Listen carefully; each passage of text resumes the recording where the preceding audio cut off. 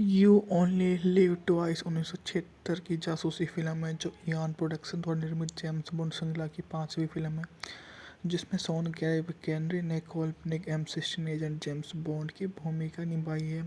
यह Louis Gilbert द्वारा निर्देशित पहली बॉन्ड फिल्म है, जिसके बाद 1977 film the spy who live मी और 77 की मून रेकर का निर्देशन किया। दोनों में रोजर मूर ने अभिनय किया। ये ओनली लिव ट्वाइस पटकथा रोवाल्ड डहल द्वारा लिखी गई है। इयान फ्लेमिंग के इसी नाम के 1964 के उपन्यास आधारित थी। यह पहली जेम्स बॉन्ड फिल्म है जिसमें फ्लेमिंग के अधिकांश कथनों को छोड़ दिया गया है। यह पूरी तरह से नई कहानी के लिए पृष्ठभूमि के रूप में पुस्तक के कुछ केवल स्थानों का उपयोग किया गया है। मूवी का बात की जाए तो मूवी का बजट था मात्र $9 मिलियन, जबकि न बॉक्स ऑफिस पर $111 मिलियन की कमाई की।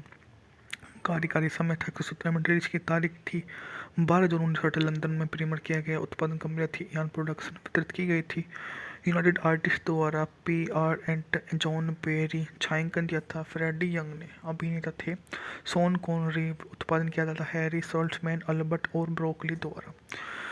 निर्देशक थे लुइस गिलबर्ट। पटकथा लिखी थी रोवाल्ड डाहल द्वारा।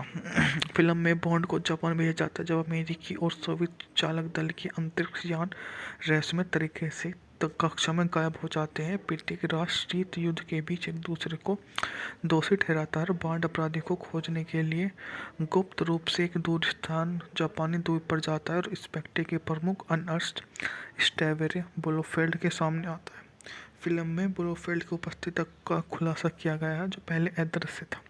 इंस्पेक्टर के नाम ऐसा ही शक्ति की सरकार के लिए काम कर रहा है, जिसका अर्थ है पीपुल्स रिपब्लिक ऑफ चाइना, ताकि महाशक्तियों के बीच युद्ध को भड़काया जा सके। जापान में फिल्मांकन के दौरान यह घोषणा की गई कि शॉन कॉनरी बॉन्ड की भूमिका से सेवानिवृत्त हो जाएंगे। हालांकि एक फिल्म की अनुपस्थिति के बाद 1977 की डायमंड आर फॉरएवर के बाद राशि में गैर Ian bond never say again में वे दोबारा से लौट आते हैं। उनके बॉन्ड फिल्म जिसने बॉक्स ऑफिस पर राजस्व में गिरावट देखी, जिसका मुख्य कारण बॉन्ड की नकल करने वाले द्वारा जासूसी फिल्म शैली की अति संतृप्ति था, जिसमें कोलंबिया पिक्चर को प्रतिस्पर्धी बॉन्ड फिल्म कैसीनो रॉयल भी शामिल है। बॉन्ड श्रृंखला 1969 में NR मैजिस्ट्रेट सर्विस के साथ जारी रही। अमेरिकी नासा के अंतरिक्ष यान जुपिटर 16 को अज्ञात अंतरिक्ष यान द्वारा कक्षा से अप्रत्याशित कर लिया गया संयुक्त राज्य अमेरिका के सोवियत संघ के संदेह पर, लेकिन ब्रिटिशों को जापान की संलिप्तता का संदेश है, क्योंकि अंतरिक्ष यान जापान सागर में उतरा था। जांच के लिए MI6 के संचालक जेम्स बॉन्ड को टोक्यो भेजा जाता है और हांगकांग में अपनी मृत्यु का नाटक करके MHM टेनमी में समुद्र में दफनाए जाने का नाटक करता है। एक सूमो टूर्नामेंट में भाग लेने के दौरान बॉन्ड की महिला जापानी खुफिया सेवा एजेंट आकी से संपर्क किया जाता है और उसे स्थानीय MI6 ऑपरेटिव डिक्को हैंडरसन से मिलने के लिए ले जाती है। हैंडरसन का दावा है कि उसके पास अंतरिक्ष यान के बारे में महत्वपूर्ण सबूत है, लेकिन एक हिटमैन उसके विस्तार से बचने से पहले उसे मार देता है। बॉन्ड हमलावर को मार देता है और उसके कपड़ों में भैंस के रूप में लेता है और भागने की कार में ओसोटो कैम लेके चला जाता है और पहुंचकर बॉन्ड ड्राइवर को वक्स में करता है और कंपनी के अध्यक्ष श्री ओसाटो का कार्यालय तिजोरी पर सेंध लगाता है। एक सुनसान मेट्रो स्टेशन की ओर भाग जाता है। बॉन्ड उसका पीछा करता है, लेकिन जापानी खुफिया सेवा के प्रमुख टाइगर तनाका के कार्यालय की ओर जाने वाले जाल के दरवाजे से गिर जाता है। संभावित खरीदार का भेष धारण कर बॉन्ड होता है ओसाटो केमिकल्स में वापस लौट आता है और कुछ देर के लिए ओसाटो से मिलता है, जो अपनी सेक्रेटरी हेल्गा ब्रांड को बॉन्ड के मारने का आदेश दे देता है कि वह उसको मार दे। बॉन्ड को पता चलता है कि निक पैन ने सामान उतारा था। वह क्यू द्वारा बनाए गए सशस्त्र ऑटो गायरों में उस क्षेत्र के ऊपर उड़ान भरता है और नष्ट कर देता है, जिसके पास एक बेस में उसका संदेह पुख्ता हो जाता है। रहस्यमय अंतरिक्ष यान ज्वालामुखी के अंदर छुपे एक बेस पर उतरता है। बॉन्ड को तनाका की छात्रा किसकी सुजुको से मिलवाया जाता है, जो उसकी पत्नी की भूमिका निभाएंगे। सुराग पर काम करते हुए जोड़ी फास्टिन गैस से भरी गुफा की टो लेती है, जो गुप्त रॉकेट बेस वाले ज्वालामुखी तक जाती है। बॉन्ड अंदर घुस जाता है, जबकि किसी तनिका को सचेत करने लग जाती है। उसके बाद में वे वहाँ पर आते हैं, उनके संज्ञान लेते हैं और उसको माफ़ कर देते। यू ओनली लिव ट्वाइस 1976 की जासूसी फिल्म है जो इयान प्रोडक्शन द्वारा निर्मित जेम्स बॉन्ड श्रृंखला की 5वीं फिल्म है, जिसमें शॉन केनरी ने काल्पनिक M16 एजेंट जेम्स बॉन्ड की भूमिका निभाई है। यह लुइस गिलबर्ट द्वारा निर्देशित पहली बॉन्ड फिल्म है, जिसके बाद 1977 film the spy who live मी और 77 की मून रेकर का निर्देशन किया। दोनों में रोजर मूर ने अभिनय किया। ये ओनली लिव ट्वाइस पटकथा रोवाल्ड डहल द्वारा लिखी गई है। इयान फ्लेमिंग के इसी नाम के 1964 के उपन्यास आधारित थी। यह पहली जेम्स बॉन्ड फिल्म है जिसमें फ्लेमिंग के अधिकांश कथनों को छोड़ दिया गया है। यह पूरी तरह से नई कहानी के लिए पृष्ठभूमि के रूप में पुस्तक के कुछ केवल स्थानों का उपयोग किया गया है। मूवी का बात की जाए तो मूवी का बजट था मात्र $9 मिलियन, जबकि न बॉक्स ऑफिस पर $111 मिलियन की कमाई की। कार्यकारी समय था 117 मिनट। रिलीज की तारीख थी 12 जून 1960 लंदन में प्रीमियर किया गया। उत्पादन कंपनी थी इयान प्रोडक्शन, वितरित की गई थी यूनाइटेड आर्टिस्ट द्वारा। PR एंड जॉन पेरी छायांकन दिया था। फ्रेडी यंग ने अभिनेता थे। शॉन कॉनरी उत्पादन किया जाता। हैरी सॉल्ट्समैन, अल्बर्ट और ब्रोकली द्वारा निर्देशक थे। लुइस गिलबर्ट पटकथा लिखी थी रोवाल्ड डाहल द्वारा। फिल्म में बॉन्ड को जापान भेजा जाता है जब अमेरिकी और सोवियत चालक दल के अंतरिक्ष यान रहस्यमय तरीके से कक्षा में गायब हो जाते हैं। प्रत्येक राष्ट्र शीत युद्ध के बीच एक दूसरे को दोषी ठहराता है। बॉन्ड अपराधी को खोजने के लिए गुप्त रूप से एक दूर स्थान जापानी द्वीप पर जाता है और इंस्पेक्टर के प्रमुख अर्नस्ट स्टेवेरे ब्लोफेल्ड के सामने आता है। फिल्म में ब्लोफेल्ड की उपस्थिति का खुलासा किया गया है, जो पहले अदृश्य था। इंस्पेक्टर के नाम ऐसी शक्ति की सरकार के लिए काम कर रहा है जिसका अर्थ है पीपुल्स रिपब्लिक ऑफ चाइना, ताकि महाशक्तियों के बीच युद्ध को भड़काया जा सके। जापान में फिल्मांकन के दौरान यह घोषणा की गई कि शॉन कॉनरी बॉन्ड की भूमिका से सेवानिवृत्त हो जाएंगे। हालांकि एक फिल्म की अनुपस्थिति के बाद 1977 की डायमंड आर फॉरएवर के बाद राशि में गैर Ian bond never say again में वे दोबारा से लौट आते हैं। उनके बॉन्ड फिल्म जिसने बॉक्स ऑफिस पर राजस्व में गिरावट देखी, जिसका मुख्य कारण बॉन्ड की नकल करने वाले द्वारा जासूसी फिल्म शैली की अति संतृप्ति था, जिसमें कोलंबिया पिक्चर को प्रतिस्पर्धी बॉन्ड फिल्म कैसीनो रॉयल भी शामिल है। बॉन्ड श्रृंखला 1969 में NR मैजिस्ट्रेट सर्विस के साथ जारी रही। अमेरिकी नासा के अंतरिक्ष यान जुपिटर 16 को अज्ञात अंतरिक्ष यान द्वारा कक्षा से अप्रत्याशित कर लिया गया संयुक्त राज्य अमेरिका के सोवियत संघ के संदेह पर, लेकिन ब्रिटिशों को जापान की संलिप्तता का संदेश है क्योंकि अंतरिक्ष यान जापान सागर में उतरा था। जांच के लिए MI6 के संचालक जेम्स बॉन्ड को टोक्यो भेजा जाता है और हांगकांग में अपनी मृत्यु का नाटक करके MHM टेनमी में समुद्र में दफनाए जाने का नाटक करता है। एक सूमो टूर्नामेंट में भाग लेने के दौरान बॉन्ड की महिला जापानी खुफिया सेवा एजेंट आकी से संपर्क किया जाता है और उसे स्थानीय MI6 ऑपरेटिव डिक्को हैंडरसन से मिलने के लिए ले जाती है। हैंडरसन का दावा है कि उसके पास अंतरिक्ष यान के बारे में महत्वपूर्ण सबूत है, लेकिन एक हिटमैन उसके विस्तार से बचने से पहले ही उसे मार देता है। बॉन्ड हमलावर को मार देता है और उसके कपड़ों में भैंस के रूप में लेता है और भागने की कार में ओसोटो कैमले के चला जाता है और पहुंचकर बॉन्ड ड्राइवर को वक्स में करता है और कंपनी के अध्यक्ष श्री ओसाटो का कार्यालय तिजोरी पर सेंध लगाता है। एक सुनसान मेट्रो स्टेशन की ओर भाग जाता है। बॉन्ड उसका पीछा करता है, लेकिन जापानी खुफिया सेवा के प्रमुख टाइगर तनाका के कार्यालय की ओर जाने वाले जाल के दरवाजे से गिर जाता है। संभावित खरीदार का भेष धारण कर बॉन्ड होता है ओसाटो केमिकल्स में वापस लौट आता है और कुछ देर के लिए ओसाटो से मिलता है, जो अपनी सेक्रेटरी हेल्गा ब्रांड को बॉन्ड के मारने का आदेश दे देता है कि वह उसको मार दे। बॉन्ड को पता चलता है कि निक पैन ने सामान उतारा था। वह क्यों द्वारा बनाए गए सशस्त्र ऑटो गायरों में उस क्षेत्र के ऊपर उड़ान भरता है और नष्ट कर देता है, जिसके पास एक बेस में उसका संदेह पुख्ता हो जाता है। रहस्यमय अंतरिक्ष यान ज्वालामुखी के अंदर छुपे एक बेस पर उतरता है। बॉन्ड को तनाका की छात्रा किसकी सुजुको से मिलवाया जाता है, जो उसकी पत्नी की भूमिका निभाएंगे। सुराग पर काम करते हुए जोड़ी फास्टिन गैस से भरी गुफा की टो लेती है, जो गुप्त रॉकेट बेस वाले ज्वालामुखी तक जाती है। बॉन्ड अंदर घुस जाता है, जबकि किसी तनिका को सचेत करने लग जाती है। उसके बाद में वे वहाँ पर आते हैं, उनके संज्ञान लेते हैं और उसको माफ़ कर देते। यू ओनली लिव ट्वाइस 1976 की जासूसी फिल्म है जो इयान प्रोडक्शन द्वारा निर्मित जेम्स बॉन्ड श्रृंखला की 5वीं फिल्म है, जिसमें शॉन केनरी ने काल्पनिक M16 एजेंट जेम्स बॉन्ड की भूमिका निभाई है। यह लुइस गिलबर्ट द्वारा निर्देशित पहली बॉन्ड फिल्म है, जिसके बाद 1977 film the spy who live मी और 77 की मून रेकर का निर्देशन किया। दोनों में रोजर मूर ने अभिनय किया। ये ओनली लिव ट्वाइस पटकथा रोवाल्ड डहल द्वारा लिखी गई है। इयान फ्लेमिंग के इसी नाम के 1964 के उपन्यास आधारित थी। यह पहली जेम्स बॉन्ड फिल्म है जिसमें फ्लेमिंग के अधिकांश कथनों को छोड़ दिया गया है। यह पूरी तरह से नई कहानी के लिए पृष्ठभूमि के रूप में पुस्तक के कुछ केवल स्थानों का उपयोग किया गया है। मूवी का बात की जाए तो मूवी का बजट था मात्र $9 मिलियन, जबकि न बॉक्स ऑफिस पर $111 मिलियन की कमाई की। कार्यकारी समय था 117 मिनट। रिलीज की तारीख थी 12 जून 1960 लंदन में प्रीमियर किया गया। उत्पादन कंपनी थी इयान प्रोडक्शन। वितरित की गई थी यूनाइटेड आर्टिस्ट द्वारा। PR एंड जॉन बेरी छायांकन दिया था। फ्रेडी यंग ने अभिनेता थे। Sean Connery. उत्पादन किया जाता हैरी सॉल्ट्समैन, अल्बर्ट और ब्रोकली द्वारा। निर्देशक थे लुइस गिलबर्ट। पटकथा लिखी थी रोवाल्ड डाहल द्वारा।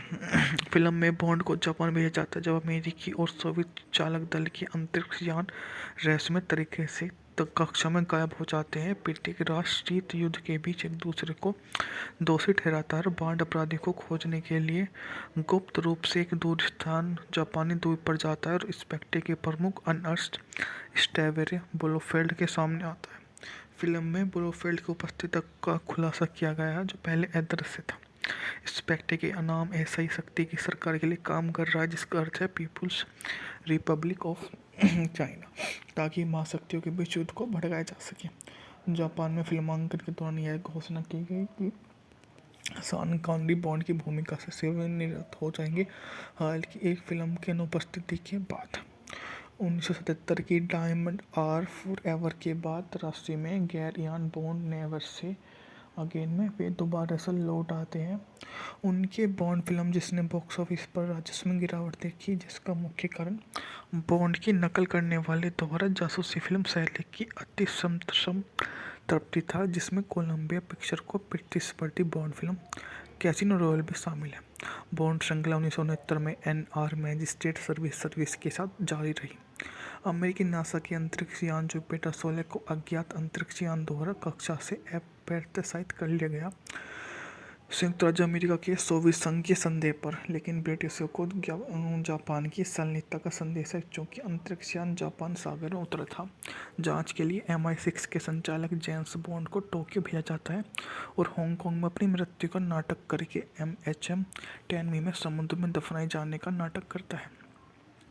एक सूमो टूर्नामेंट में भाग लेने के दौरान बॉन्ड की महिला जापानी खुफिया सेवा एजेंट आकी से संपर्क किया जाता है और उसे स्थानीय MI6 ऑपरेटिव डिक्को हैंडरसन से मिलने के लिए ले जाती है। हैंडरसन का दावा है कि उसके पास अंतरिक्ष यान के बारे में महत्वपूर्ण सबूत है, लेकिन एक हिटमैन उसके विस्तार से बचने से पहले उसे मार देता है। बॉन्ड हमलावर को मार देता है और उसके कपड़ों में भैंस के रूप में लेता है और भागने की कार में ओसोटो कैमले के चला जाता है और पहुंचकर बॉन्ड ड्राइवर को वापस में करता है और कंपनी का अध्यक्ष श्री ओसाटो का कार्यालय तिजोरी पर सेंध लगाता है। एक सुनसान मेट्रो स्टेशन की ओर भाग जाता है। बॉन्ड उसका पीछा करता है, लेकिन जापानी खुफिया सेवा के प्रमुख टाइगर तनाका के कार्यालय की ओर जाने वाले जाल के दरवाजे से गिर जाता है। संभावित खरीदार का भेष धारण कर बॉन्ड होता है, ओसाटो केमिकल्स में वापस लौट आता है और कुछ देर के लिए ओसाटो से मिलता है, जो अपनी सेक्रेटरी हेल्गा ब्रांड को बॉन्ड के मारने का आदेश दे देता है कि वह उसको मार दे। बॉन्ड को पता चलता है कि निक पैन ने सामान उतारा था। वह क्यों द्वारा बनाए गए सशस्त्र ऑटो गायरों में उस क्षेत्र के ऊपर उड़ान भरता है और नष्ट कर देता है, जिसके पास एक बेस में उसका संदेह पुख्ता हो जाता है। रहस्यमय अंतरिक्ष यान ज्वालामुखी के अंदर छुपे एक बेस पर उतरता है। बॉन्ड को तनाका की छात्रा किसकी सुजुको से मिलवाया जाता है, जो उसकी पत्नी की भूमिका निभाएंगे। सुराग पर काम करते हुए जोड़ी फास्टिन गैस से भरी गुफा की टो लेती है, जो गुप्त रॉकेट बेस वाले ज्वालामुखी तक जाती है। बार्ड अंदर घुस जाता है जबकि किसी तनिका को सचेत करने लग जाती है। उसके बाद में वे वहाँ पर आते हैं, उनके संज्ञान लेते हैं और उसको माफ़ कर देते हैं। यू ओनली लिव ट्वाइस 1976 की जासूसी फिल्म है जो इयान प्रोडक्शन द्वारा निर्मित जेम्स बॉन्ड श्रृंखला की 5वीं फिल्म है, जिसमें शॉन केनरी ने काल्पनिक M16 एजेंट जेम्स बॉन्ड की भूमिका निभाई है। यह लुइस गिलबर्ट द्वारा निर्देशित पहली बॉन्ड फिल्म है, जिसके बाद 1977 film the spy who live मी और 77 की मून रेकर का निर्देशन किया। दोनों में रोजर मूर ने अभिनय किया। ये ओनली लिव ट्वाइस पटकथा रोवाल्ड डहल द्वारा लिखी गई है। इयान फ्लेमिंग के इसी नाम के 1964 के उपन्यास आधारित थी। यह पहली जेम्स बॉन्ड फिल्म है जिसमें फ्लेमिंग के अधिकांश कथनों को छोड़ दिया गया है। यह पूरी तरह से नई कहानी के लिए पृष्ठभूमि के रूप में पुस्तक के कुछ केवल स्थानों का उपयोग किया गया है। मूवी का बात की जाए तो मूवी का बजट था मात्र $9 मिलियन, जबकि न बॉक्स ऑफिस पर 111 मिलियन डॉलर की कमाई की। कार्यकारी समय था 117 मिनट। रिलीज की तारीख थी 12 जून 1960 लंदन में प्रीमियर किया गया। उत्पादन कंपनी थी इयान प्रोडक्शन। वितरित की गई थी यूनाइटेड आर्टिस्ट द्वारा। PR एंड जॉन पेरी छायांकन दिया था। फ्रेडी यंग ने अभिनेता थे। Sean Connery. उत्पादन किया जाता हैरी सॉल्ट्समैन, अल्बर्ट और ब्रोकली द्वारा। निर्देशक थे लुइस गिलबर्ट। पटकथा लिखी थी रोवाल्ड डाहल द्वारा। फिल्म में बॉन्ड को जापान भेजा जाता है जब अमेरिकी और सोवियत चालक दल के अंतरिक्ष यान रहस्यमय तरीके से कक्षा में गायब हो जाते हैं। प्रत्येक राष्ट्र शीत युद्ध के बीच एक दूसरे को दोषी ठहराता है। बॉन्ड अपराधी को खोजने के लिए गुप्त रूप से एक दूर स्थान जापानी द्वीप पर जाता है और स्पेक्टे के प्रमुख अर्नस्ट स्टेवेरे ब्लोफेल्ड के सामने आता है। फिल्म में ब्लोफेल्ड की उपस्थिति का खुलासा किया गया है जो पहले अदृश्य था। स्पेक्टे के नाम ऐसा ही शक्ति की सरकार के लिए काम कर रहा है जिसका अर्थ है पीपुल्स रिपब्लिक ऑफ चाइना, ताकि महाशक्तियों के बीच युद्ध को भड़काया जा सके। जापान में फिल्मांकन के दौरान यह घोषणा की गई कि शॉन कॉनरी बॉन्ड की भूमिका से सेवानिवृत्त हो जाएंगे। हालांकि एक फिल्म की अनुपस्थिति के बाद 1977 की डायमंड आर फॉरएवर के बाद राशि में गैर Ian bond never say again में वे दोबारा से लौट आते हैं। उनके बॉन्ड फिल्म जिसने बॉक्स ऑफिस पर राजस्व में गिरावट देखी, जिसका मुख्य कारण बॉन्ड की नकल करने वाले द्वारा जासूसी फिल्म शैली की अति संतृप्ति था, जिसमें कोलंबिया पिक्चर को प्रतिस्पर्धी बॉन्ड फिल्म कैसीनो रॉयल भी शामिल है। बॉन्ड श्रृंखला 1969 में NR मैजिस्ट्रेट सर्विस के साथ जारी रही। अमेरिकी नासा के अंतरिक्ष यान जुपिटर 16 को अज्ञात अंतरिक्ष यान द्वारा कक्षा से अप्रत्याशित कर लिया गया संयुक्त राज्य अमेरिका के सोवियत संघ के संदेह पर, लेकिन ब्रिटिशों को जापान की संलिप्तता का संदेश है क्योंकि अंतरिक्ष यान जापान सागर में उतरा था। जांच के लिए MI6 के संचालक जेम्स बॉन्ड को टोक्यो भेजा जाता है और हांगकांग में अपनी मृत्यु का नाटक करके MHM टेनमी में समुद्र में दफनाए जाने का नाटक करता है। एक सूमो टूर्नामेंट में भाग लेने के दौरान बॉन्ड की महिला जापानी खुफिया सेवा एजेंट आकी से संपर्क किया जाता है और उसे स्थानीय MI6 ऑपरेटिव डिक्को हेंडरसन से मिलने के लिए ले जाती है। हेंडरसन का दावा है कि उसके पास अंतरिक्ष यान के बारे में महत्वपूर्ण सबूत है, लेकिन एक हिटमैन उसके विस्तार से बचने से पहले ही उसे मार देता है। बॉन्ड हमलावर को मार देता है और उसके कपड़ों में भैंस के रूप में लेता है और भागने की कार में ओसोटो कैमले के चला जाता है और पहुंचकर बॉन्ड ड्राइवर को वापस में करता है और कंपनी का अध्यक्ष श्री ओसाटो का कार्यालय तिजोरी पर सेंध लगाता है। एक सुनसान मेट्रो स्टेशन की ओर भाग जाता है। बॉन्ड उसका पीछा करता है, लेकिन जापानी खुफिया सेवा के प्रमुख टाइगर तनाका के कार्यालय की ओर जाने वाले जाल के दरवाजे से गिर जाता है। संभावित खरीदार का भेष धारण कर बॉन्ड होता है, ओसाटो केमिकल्स में वापस लौट आता है और कुछ देर के लिए ओसाटो से मिलता है, जो अपनी सेक्रेटरी हेल्गा ब्रांड को बॉन्ड के मारने का आदेश दे देता है कि वह उसको मार दे। बॉन्ड को पता चलता है कि निक पैन ने सामान उतारा था। वह क्यू द्वारा बनाए गए सशस्त्र ऑटो गायरों में उस क्षेत्र के ऊपर उड़ान भरता है और नष्ट कर देता है, जिसके पास एक बेस में उसका संदेह पुख्ता हो जाता है। रहस्यमय अंतरिक्ष यान ज्वालामुखी के अंदर छुपे एक बेस पर उतरता है। बॉन्ड को तनाका की छात्रा किसकी सुजुको से मिलवाया जाता है, जो उसकी पत्नी की भूमिका निभाएंगे। सुराग पर काम करते हुए जोड़ी फास्टिन गैस से भरी गुफा की टो लेती है जो गुप्त रॉकेट बेस वाले ज्वालामुखी तक जाती है। बार्ड अंदर घुस जाता है जबकि किसी तनिका को सचेत करने लग जाती है। उसके बाद में वे वहाँ पर आते हैं, उनके संज्ञान लेते हैं और उसको माफ़ कर देते। यू ओनली लिव ट्वाइस 1976 की जासूसी फिल्म है जो इयान प्रोडक्शन द्वारा निर्मित जेम्स बॉन्ड श्रृंखला की 5वीं फिल्म है जिसमें शॉन केनरी ने काल्पनिक M16 एजेंट जेम्स बॉन्ड की भूमिका निभाई है। यह लुइस गिलबर्ट द्वारा निर्देशित पहली बॉन्ड फिल्म है जिसके बाद 1977 film the spy who live मी और 77 की मून रेकर का निर्देशन किया। दोनों में रोजर मूर ने अभिनय किया। ये ओनली लिव ट्वाइस पटकथा रोवाल्ड डहल द्वारा लिखी गई है। इयान फ्लेमिंग के इसी नाम के 1964 के उपन्यास आधारित थी। यह पहली जेम्स बॉन्ड फिल्म है जिसमें फ्लेमिंग के अधिकांश कथनों को छोड़ दिया गया है। यह पूरी तरह से नई कहानी के लिए पृष्ठभूमि के रूप में पुस्तक के कुछ केवल स्थानों का उपयोग किया गया है। मूवी का बात की जाए तो मूवी का बजट था मात्र $9 मिलियन जबकि न बॉक्स ऑफिस पर 111 मिलियन डॉलर की कमाई की।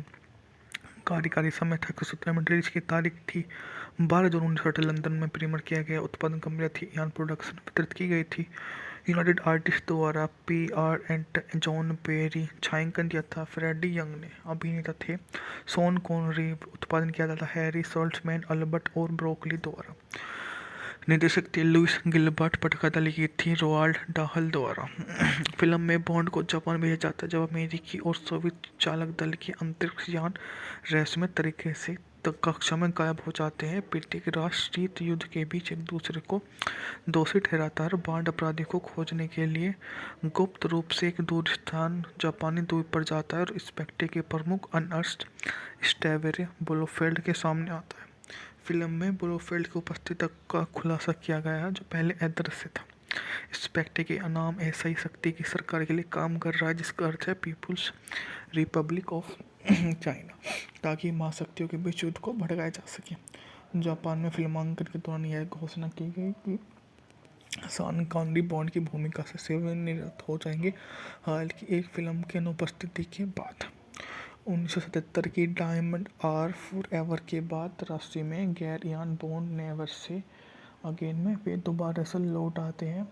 उनके बॉन्ड फिल्म जिसने बॉक्स ऑफिस पर राजस्व में गिरावट देखी जिसका मुख्य कारण बॉन्ड की नकल करने वाले द्वारा जासूसी फिल्म शैली की अति संतृप्ति था जिसमें कोलंबिया पिक्चर को प्रतिस्पर्धी बॉन्ड फिल्म कैसीनो रॉयल भी शामिल है। बॉन्ड श्रृंखला 1969 में NR मैजिस्ट्रेट सर्विस के साथ जारी रही। अमेरिकी नासा के अंतरिक्ष यान जुपिटर 16 को अज्ञात अंतरिक्ष यान द्वारा कक्षा से अप्रत्याशित कर लिया गया संयुक्त राज्य अमेरिका के सोवियत संघ के संदेह पर, लेकिन ब्रिटिशों को जापान की संलिप्तता का संदेश है क्योंकि अंतरिक्ष यान जापान सागर में उतरा था। जांच के लिए MI6 के संचालक जेम्स बॉन्ड को टोक्यो भेजा जाता है और हांगकांग में अपनी मृत्यु का नाटक करके MHM टेनमी में समुद्र में दफनाए जाने का नाटक करता है। एक सूमो टूर्नामेंट में भाग लेने के दौरान बॉन्ड की महिला जापानी खुफिया सेवा एजेंट आकी से संपर्क किया जाता है और उसे स्थानीय MI6 ऑपरेटिव डिक्को हेंडरसन से मिलने के लिए ले जाती है।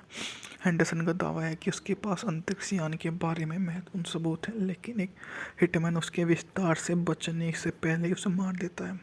बॉन्ड हमलावर को मार देता है और उसके कपड़ों में भैंस के रूप में लेता है और भागने की कार में ओसोटो कैमले के चला जाता है और पहुंचकर बॉन्ड ड्राइवर को वापस में करता है और कंपनी का अध्यक्ष श्री ओसाटो का कार्यालय तिजोरी पर सेंध लगाता है। एक सुनसान मेट्रो स्टेशन की ओर भाग जाता है। बॉन्ड उसका पीछा करता है लेकिन जापानी खुफिया सेवा के प्रमुख टाइगर तनाका के कार्यालय की ओर जाने वाले जाल के दरवाजे से गिर जाता है।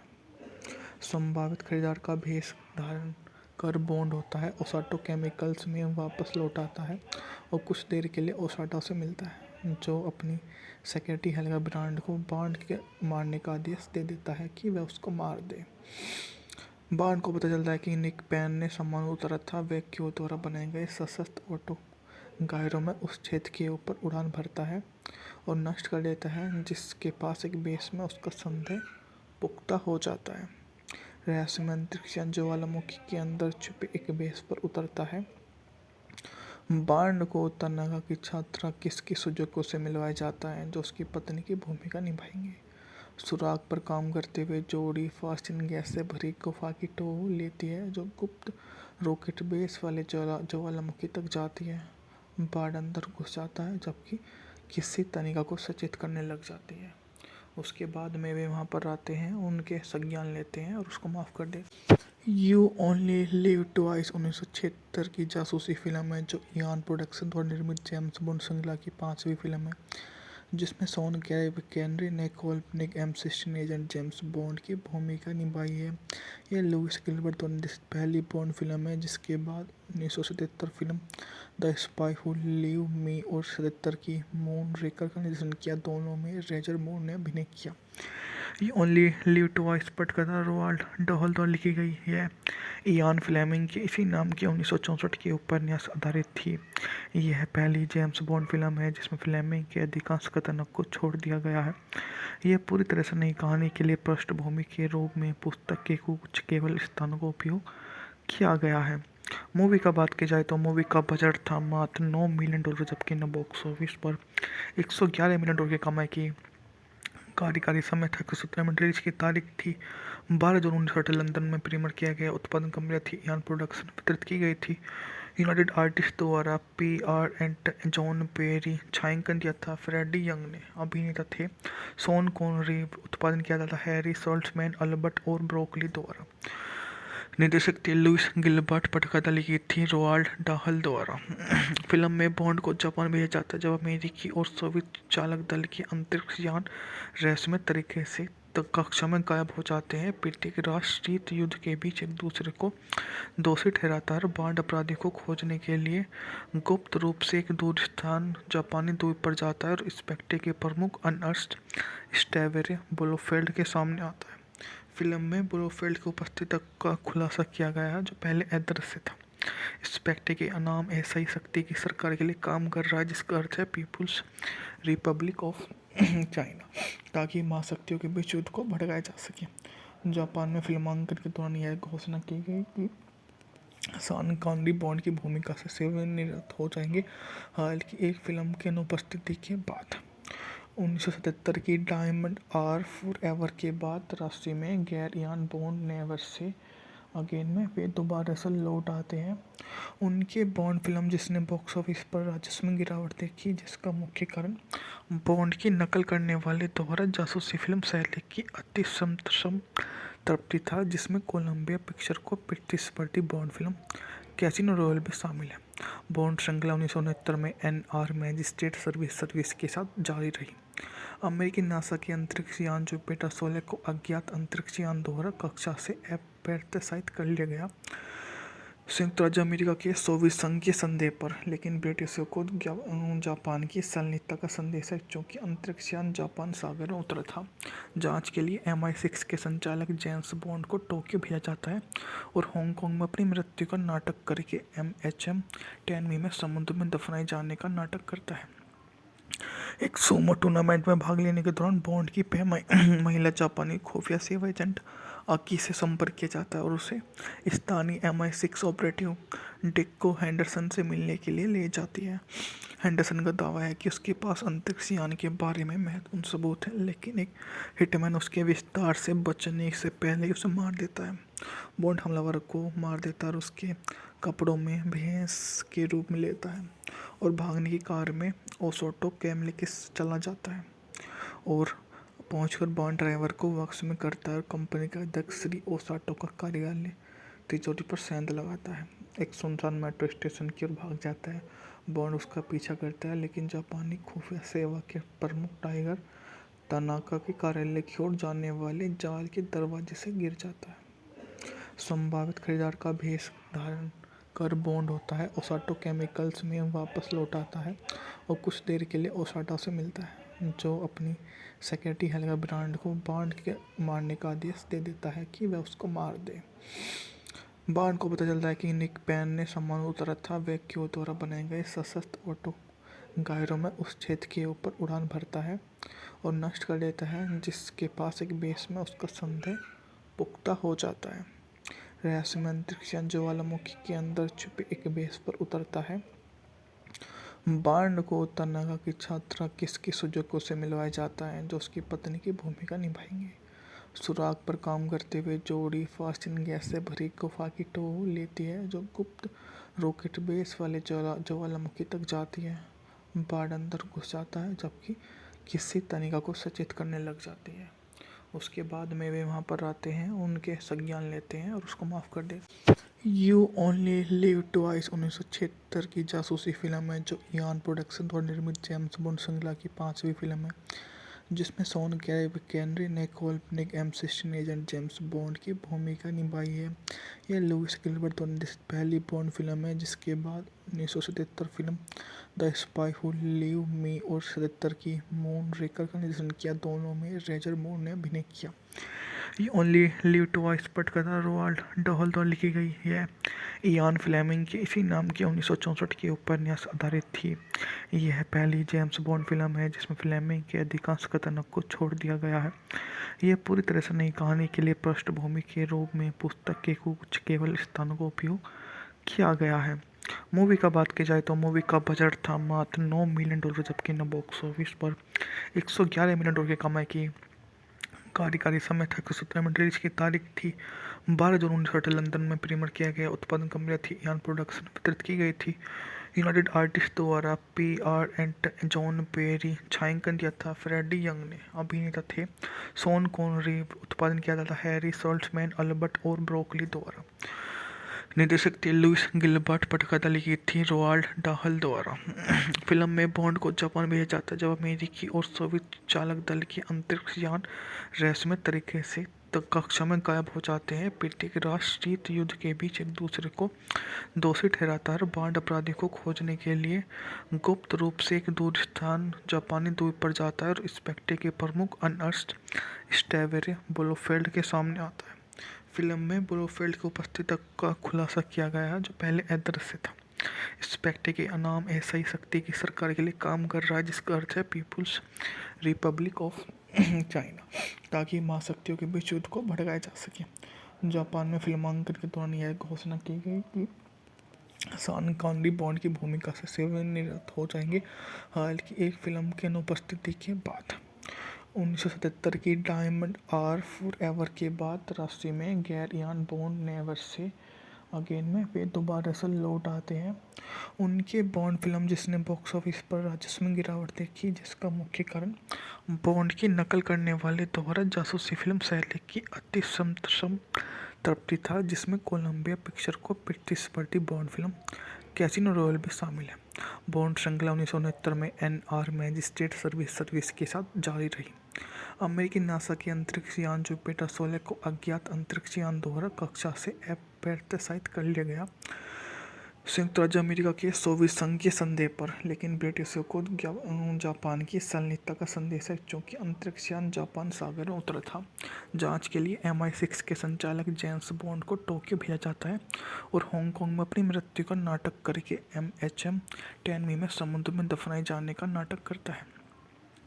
एक सूमो टूर्नामेंट में भाग लेने के दौरान बॉन्ड की महिला जापानी खुफिया सेवा एजेंट आकी से संपर्क किया जाता है और उसे स्थानीय MI6 ऑपरेटिव डिक्को हैंडरसन से मिलने के लिए ले जाती है। हैंडरसन का दावा है कि उसके पास अंतरिक्ष यान के बारे में महत्वपूर्ण सबूत है, लेकिन एक हिटमैन उसके विस्तार से बचने से पहले ही उसे मार देता है।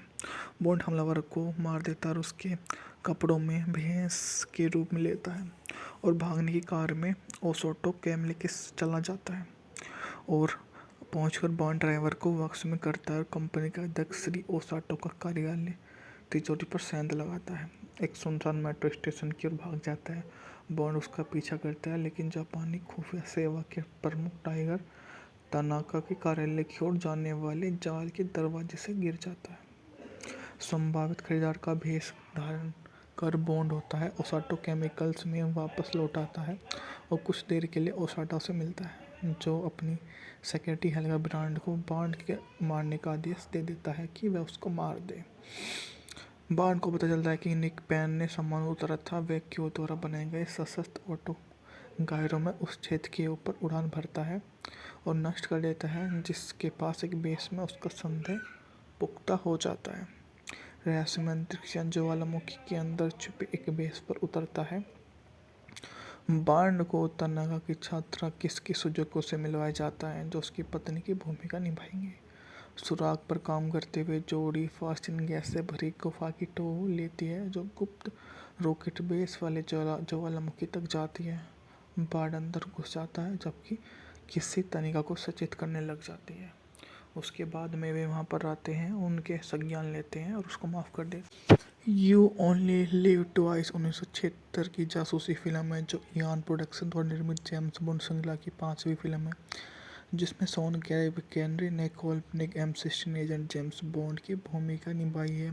यह लुइस गिलबर्ट द्वारा निर्देशित पहली बॉन्ड फिल्म है जिसके बाद 1977 film the spy who live मी और 77 की मून रेकर का निर्देशन किया। दोनों में रोजर मूर ने अभिनय किया।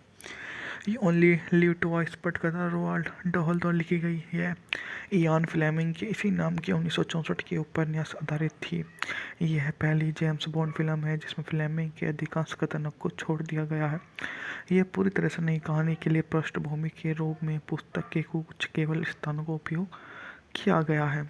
मूवी का बात की जाए तो मूवी का बजट था मात्र $9 मिलियन जबकि न बॉक्स ऑफिस पर $111 मिलियन की कमाई की।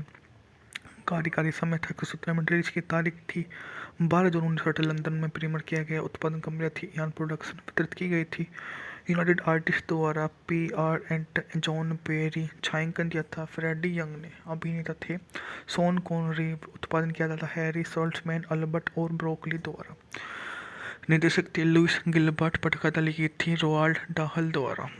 फिल्म में बॉन्ड को जापान भेजा जाता है जब अमेरिकी और सोवियत चालक दल के अंतरिक्ष यान रहस्यमय तरीके से कक्षा में गायब हो जाते हैं। प्रत्येक राष्ट्र शीत युद्ध के बीच एक दूसरे को दोषी ठहराता है। बॉन्ड अपराधी को खोजने के लिए गुप्त रूप से एक दूर स्थान जापानी द्वीप पर जाता है और स्पेक्टे के प्रमुख अर्नस्ट स्टेवेरे ब्लोफेल्ड के सामने आता है। फिल्म में ब्लोफेल्ड की उपस्थिति का खुलासा किया गया है जो पहले अदृश्य था। स्पेक्टे के नाम ऐसा ही शक्ति की सरकार के लिए काम कर रहा है जिसका अर्थ है पीपुल्स रिपब्लिक ऑफ चाइना, ताकि महाशक्तियों के बीच युद्ध को भड़काया जा सके। जापान में फिल्मांकन के दौरान यह घोषणा की गई कि शॉन कॉनरी बॉन्ड की भूमिका से सेवानिवृत्त हो जाएंगे।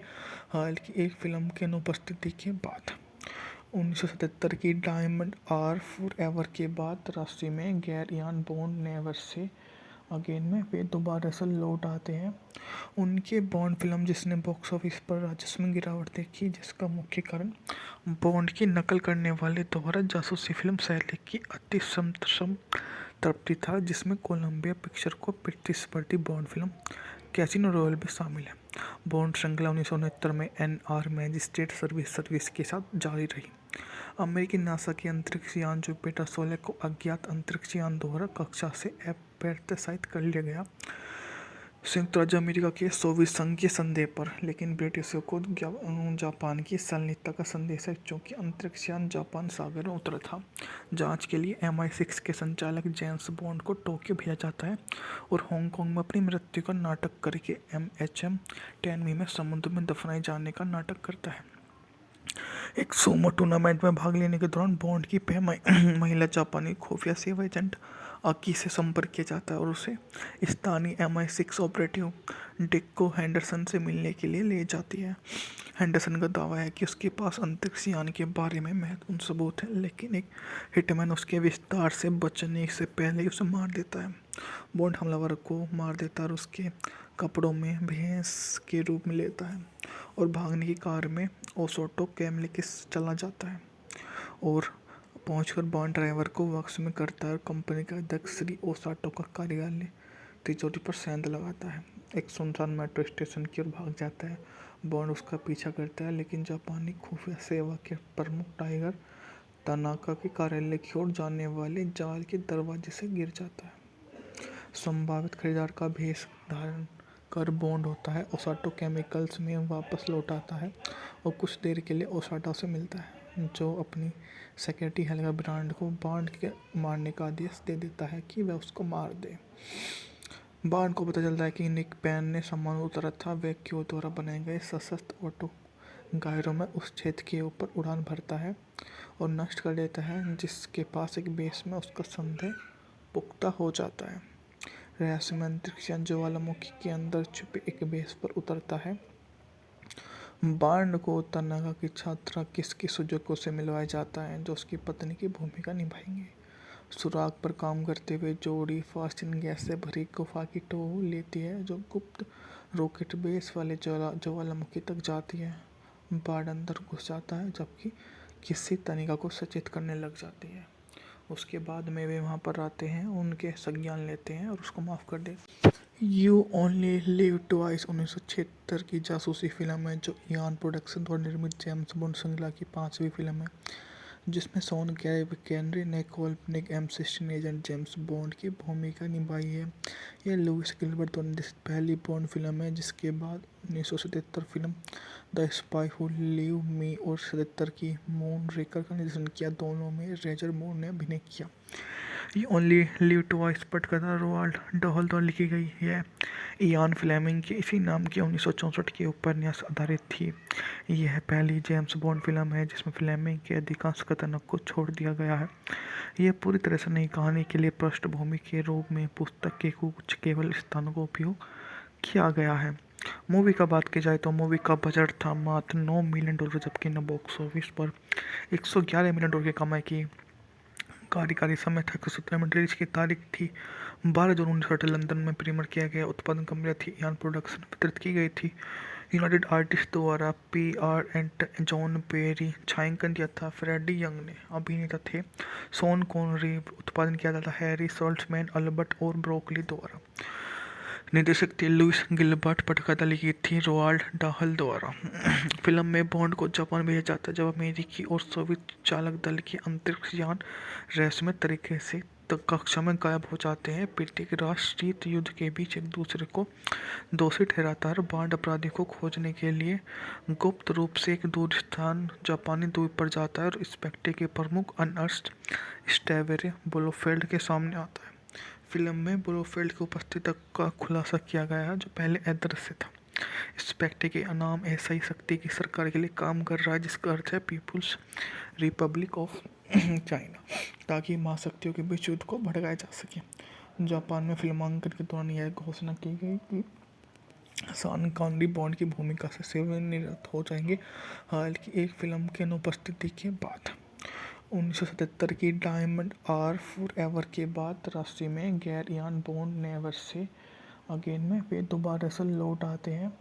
उनके बॉन्ड फिल्म जिसने बॉक्स ऑफिस पर राजस्व में गिरावट देखी जिसका मुख्य कारण बॉन्ड की नकल करने वाले द्वारा जासूसी फिल्म शैली की अति संतृप्ति था जिसमें कोलंबिया पिक्चर को प्रतिस्पर्धी बॉन्ड फिल्म कैसीनो रॉयल भी शामिल है। बॉन्ड श्रृंखला 1969 में NR मैजिस्ट्रेट सर्विस के साथ जारी रही। अमेरिकी नासा के अंतरिक्ष यान जुपिटर 16 को अज्ञात अंतरिक्ष यान द्वारा कक्षा से अप्रत्याशित कर लिया गया संयुक्त राज्य अमेरिका के सोवियत संघ के संदेह पर, लेकिन ब्रिटिशों को जापान की संलिप्तता का संदेश है क्योंकि अंतरिक्ष यान जापान सागर में उतरा था। जांच के लिए MI6 के संचालक जेम्स बॉन्ड को टोक्यो भेजा जाता है और हांगकांग में अपनी मृत्यु का नाटक करके MHM टेनमी में समुद्र में दफनाए जाने का नाटक करता है। एक सूमो टूर्नामेंट में भाग लेने के दौरान बॉन्ड की महिला जापानी खुफिया सेवा एजेंट आकी से संपर्क किया जाता है और उसे स्थानीय MI6 ऑपरेटिव डिक्को हेंडरसन से मिलने के लिए ले जाती है। हेंडरसन का दावा है कि उसके पास अंतरिक्ष यान के बारे में महत्वपूर्ण सबूत है, लेकिन एक हिटमैन उसके विस्तार से बचने से पहले ही उसे मार देता है। बॉन्ड हमलावर को मार देता है और उसके कपड़ों में भैंस के रूप में लेता है और भागने की कार में ओसोटो कैमले के चला जाता है और पहुंचकर बॉन्ड ड्राइवर को वापस में करता है और कंपनी के अध्यक्ष श्री ओसाटो का कार्यालय तिजोरी पर सेंध लगाता है। एक सुनसान मेट्रो स्टेशन की ओर भाग जाता है। बॉन्ड उसका पीछा करता है लेकिन जापानी खुफिया सेवा के प्रमुख टाइगर तनाका के कार्यालय की ओर जाने वाले जाल के दरवाजे से गिर जाता है। संभावित खरीदार का भेष धारण कर बॉन्ड होता है ओसाटो केमिकल्स में वापस लौट आता है और कुछ देर के लिए ओसाटो से मिलता है जो अपनी सेक्रेटरी हेल्गा ब्रांड को बॉन्ड के मारने का आदेश दे देता है कि वह उसको मार दे। बॉन्ड को पता चलता है कि निक पैन ने सामान उतारा था। वह क्यू द्वारा बनाए गए सशस्त्र ऑटो गायरों में उस क्षेत्र के ऊपर उड़ान भरता है और नष्ट कर देता है जिसके पास एक बेस में उसका संदेह पुख्ता हो जाता है। रहस्यमय अंतरिक्ष यान ज्वालामुखी के अंदर छुपे एक बेस पर उतरता है बांड को तनागा की छात्रा किसकी सुजुको से मिलवाया जाता है जो उसकी पत्नी की भूमिका निभाएंगे। सुराग पर काम करते हुए जोड़ी फास्टिन गैस से भरी गुफा की टो लेती है जो गुप्त रॉकेट बेस वाले ज्वालामुखी तक जाती है। बाढ़ अंदर घुस जाता है जबकि किसी तनिका को सचेत करने लग जाती है। उसके बाद में वे वहाँ पर आते हैं, उनके संज्ञान लेते हैं और उसको माफ़ कर देते हैं। यू ओनली लिव ट्वाइस 1976 की जासूसी फिल्म है जो इयान प्रोडक्शन द्वारा निर्मित जेम्स बॉन्ड श्रृंखला की 5वीं फिल्म है जिसमें शॉन केनरी ने काल्पनिक M16 एजेंट जेम्स बॉन्ड की भूमिका निभाई है। यह लुइस गिलबर्ट द्वारा निर्देशित पहली बॉन्ड फिल्म है जिसके बाद 1977 film the spy who live मी और 77 की मून रेकर का निर्देशन किया। दोनों में रोजर मूर ने अभिनय किया। ये ओनली लिव ट्वाइस पटकथा रोवाल्ड डहल द्वारा लिखी गई है। इयान फ्लेमिंग के इसी नाम के 1964 के उपन्यास आधारित थी। यह पहली जेम्स बॉन्ड फिल्म है जिसमें फ्लेमिंग के अधिकांश कथनों को छोड़ दिया गया है। यह पूरी तरह से नई कहानी के लिए पृष्ठभूमि के रूप में पुस्तक के कुछ केवल स्थानों का उपयोग किया गया है। मूवी का बात की जाए तो मूवी का बजट था मात्र $9 मिलियन जबकि न बॉक्स ऑफिस पर 111 मिलियन डॉलर की कमाई की। कार्यकारी समय था 117 मिनट। रिलीज की तारीख थी 12 जून 1960 लंदन में प्रीमियर किया गया। उत्पादन कंपनी थी इयान प्रोडक्शन। वितरित की गई थी यूनाइटेड आर्टिस्ट द्वारा। PR एंड जॉन पेरी छायांकन दिया था। फ्रेडी यंग ने अभिनेता थे। Sean Connery. उत्पादन किया जाता हैरी सॉल्ट्समैन अल्बर्ट और ब्रोकली द्वारा। निर्देशक थे लुइस गिलबर्ट। पटकथा लिखी थी रोवाल्ड डाहल द्वारा। फिल्म में बॉन्ड को जापान भेजा जाता है जब अमेरिकी और सोवियत चालक दल के अंतरिक्ष यान रहस्यमय तरीके से कक्षा में गायब हो जाते हैं। प्रत्येक राष्ट्र शीत युद्ध के बीच एक दूसरे को दोषी ठहराता है। बॉन्ड अपराधी को खोजने के लिए गुप्त रूप से एक दूर स्थान जापानी द्वीप पर जाता है और स्पेक्टे के प्रमुख अर्नस्ट स्टेवेरे ब्लोफेल्ड के सामने आता है। फिल्म में ब्लोफेल्ड की उपस्थिति का खुलासा किया गया है जो पहले अदृश्य था। स्पेक्टे के नाम ऐसा ही शक्ति की सरकार के लिए काम कर रहा है जिसका अर्थ है पीपुल्स रिपब्लिक ऑफ चाइना, ताकि महाशक्तियों के बीच युद्ध को भड़काया जा सके। जापान में फिल्मांकन के दौरान यह घोषणा की गई कि शॉन कॉनरी बॉन्ड की भूमिका से सेवानिवृत्त हो जाएंगे। हालांकि एक फिल्म की अनुपस्थिति के बाद 1977 की डायमंड आर फॉरएवर के बाद राशि में गैर Ian bond never say again में वे दोबारा से लौट आते हैं। उनके बॉन्ड फिल्म जिसने बॉक्स ऑफिस पर राजस्व में गिरावट देखी जिसका मुख्य कारण बॉन्ड की नकल करने वाले द्वारा जासूसी फिल्म शैली की अति तृप्ति था जिसमें कोलंबिया पिक्चर को प्रतिस्पर्धी बॉन्ड फिल्म कैसीनो रॉयल भी शामिल है। बॉन्ड श्रृंखला 1969 में NR मैजिस्ट्रेट सर्विस के साथ जारी रही। अमेरिकी नासा के अंतरिक्ष यान जुपिटर 16 को अज्ञात अंतरिक्ष यान द्वारा कक्षा से अप्रत्याशित कर लिया गया संयुक्त राज्य अमेरिका के सोवियत संघ के संदेह पर, लेकिन ब्रिटिशों को जापान की संलिप्तता का संदेश है क्योंकि अंतरिक्ष यान जापान सागर में उतरा था। जांच के लिए MI6 के संचालक जेम्स बॉन्ड को टोक्यो भेजा जाता है और हांगकांग में अपनी मृत्यु का नाटक करके MHM टेनमी में समुद्र में दफनाए जाने का नाटक करता है। एक सूमो टूर्नामेंट में भाग लेने के दौरान बॉन्ड की महिला जापानी खुफिया सेवा एजेंट आकी से संपर्क किया जाता है और उसे स्थानीय MI6 ऑपरेटिव डिक्को हैंडरसन से मिलने के लिए ले जाती है। हैंडरसन का दावा है कि उसके पास अंतरिक्ष यान के बारे में महत्वपूर्ण सबूत है, लेकिन एक हिटमैन उसके विस्तार से बचने से पहले उसे मार देता है। बॉन्ड हमलावर को मार देता है और उसके कपड़ों में भैंस के रूप में लेता है और भागने की कार में ओसोटो कैमले के चला जाता है और पहुंचकर बॉन्ड ड्राइवर को वापस में करता है और कंपनी के अध्यक्ष श्री ओसाटो का कार्यालय तिजोरी पर सेंध लगाता है। एक सुनसान मेट्रो स्टेशन की ओर भाग जाता है।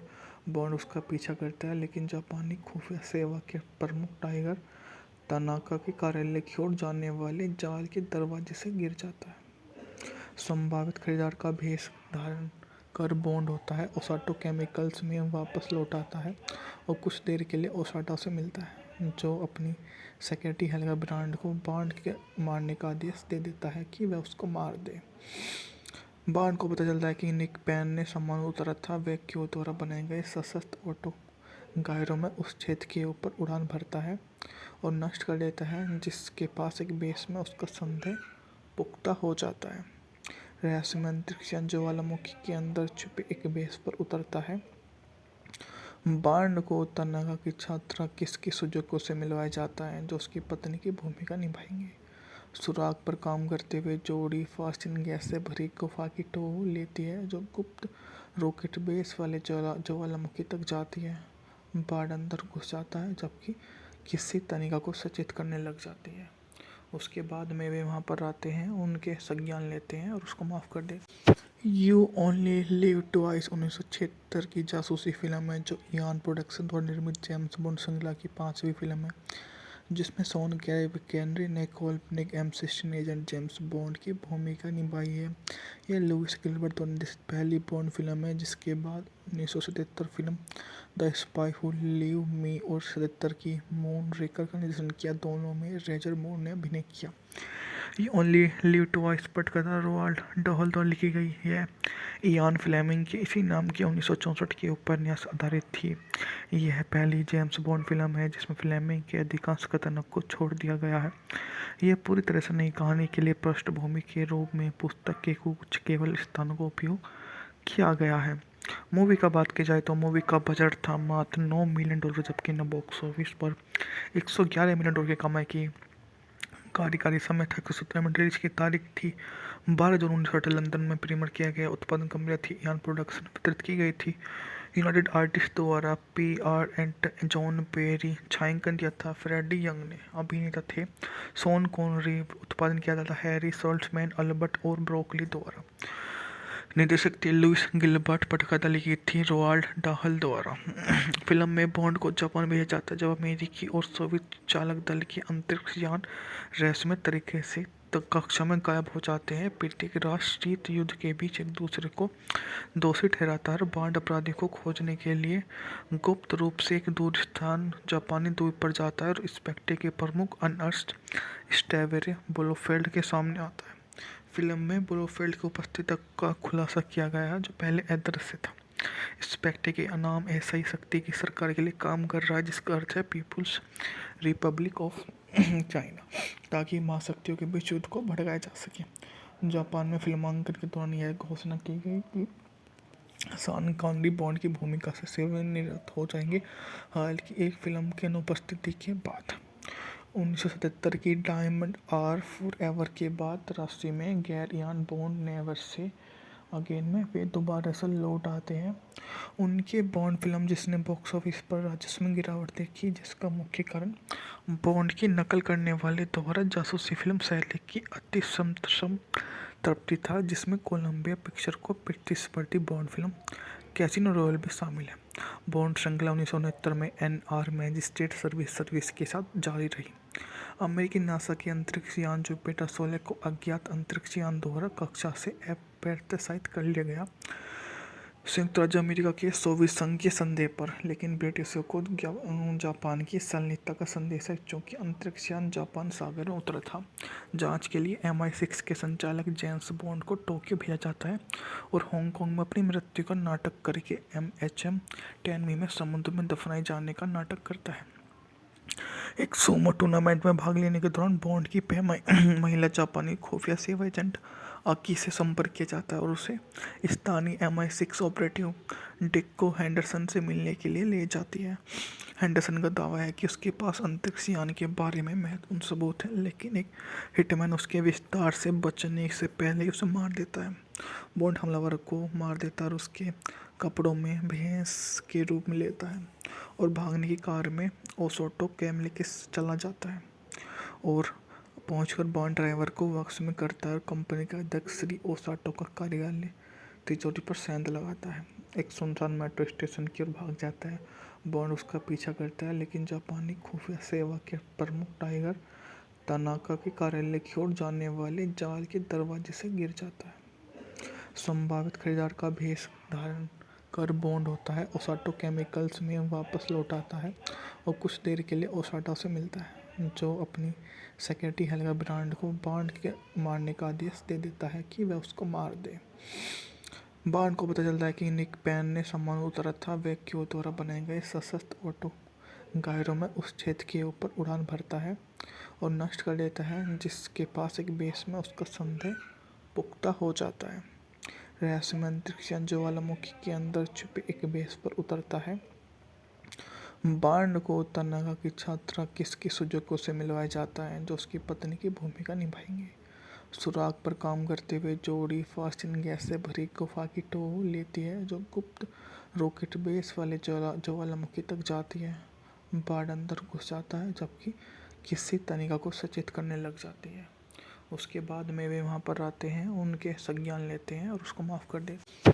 यू ओनली लिव ट्वाइस 1976 की जासूसी फिल्म है जो इयान प्रोडक्शन द्वारा निर्मित जेम्स बॉन्ड श्रृंखला की 5वीं फिल्म है जिसमें शॉन केनरी ने काल्पनिक M16 एजेंट जेम्स बॉन्ड की भूमिका निभाई है।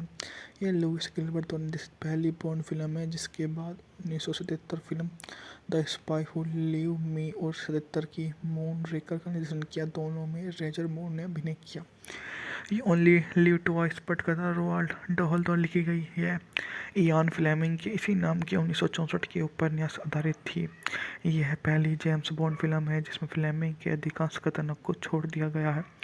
यह पूरी तरह से नई कहानी के लिए पृष्ठभूमि के रूप में पुस्तक के कुछ केवल स्थानों का उपयोग किया गया है।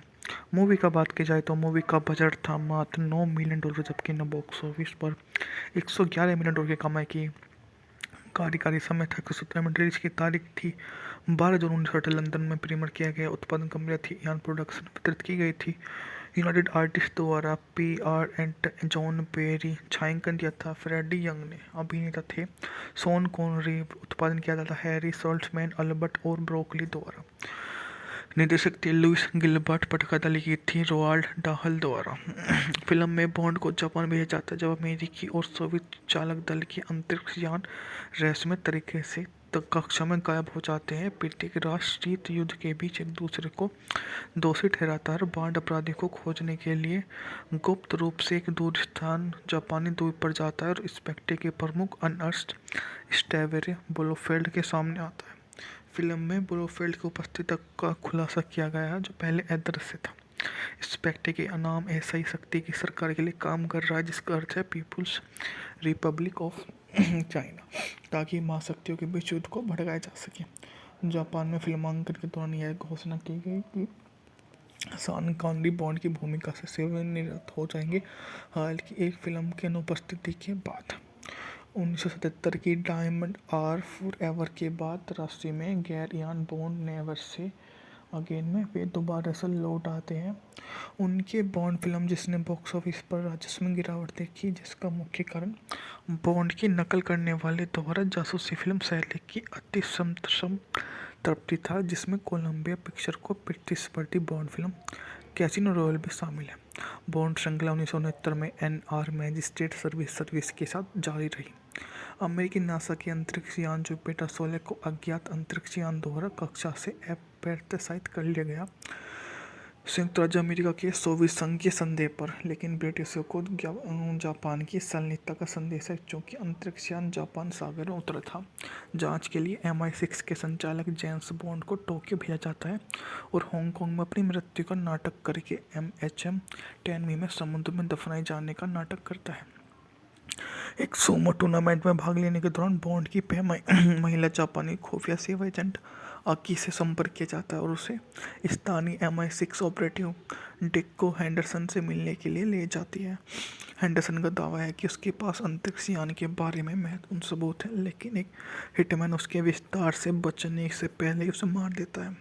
बॉन्ड हमलावर को मार देता है और उसके कपड़ों में भैंस के रूप में लेता है और भागने की कार में ओसोटो कैमले के चला जाता है और पहुंचकर बॉन्ड ड्राइवर को वक्स में करता है और कंपनी का अध्यक्ष श्री ओसाटो का कार्यालय तिजोरी पर सेंध लगाता है।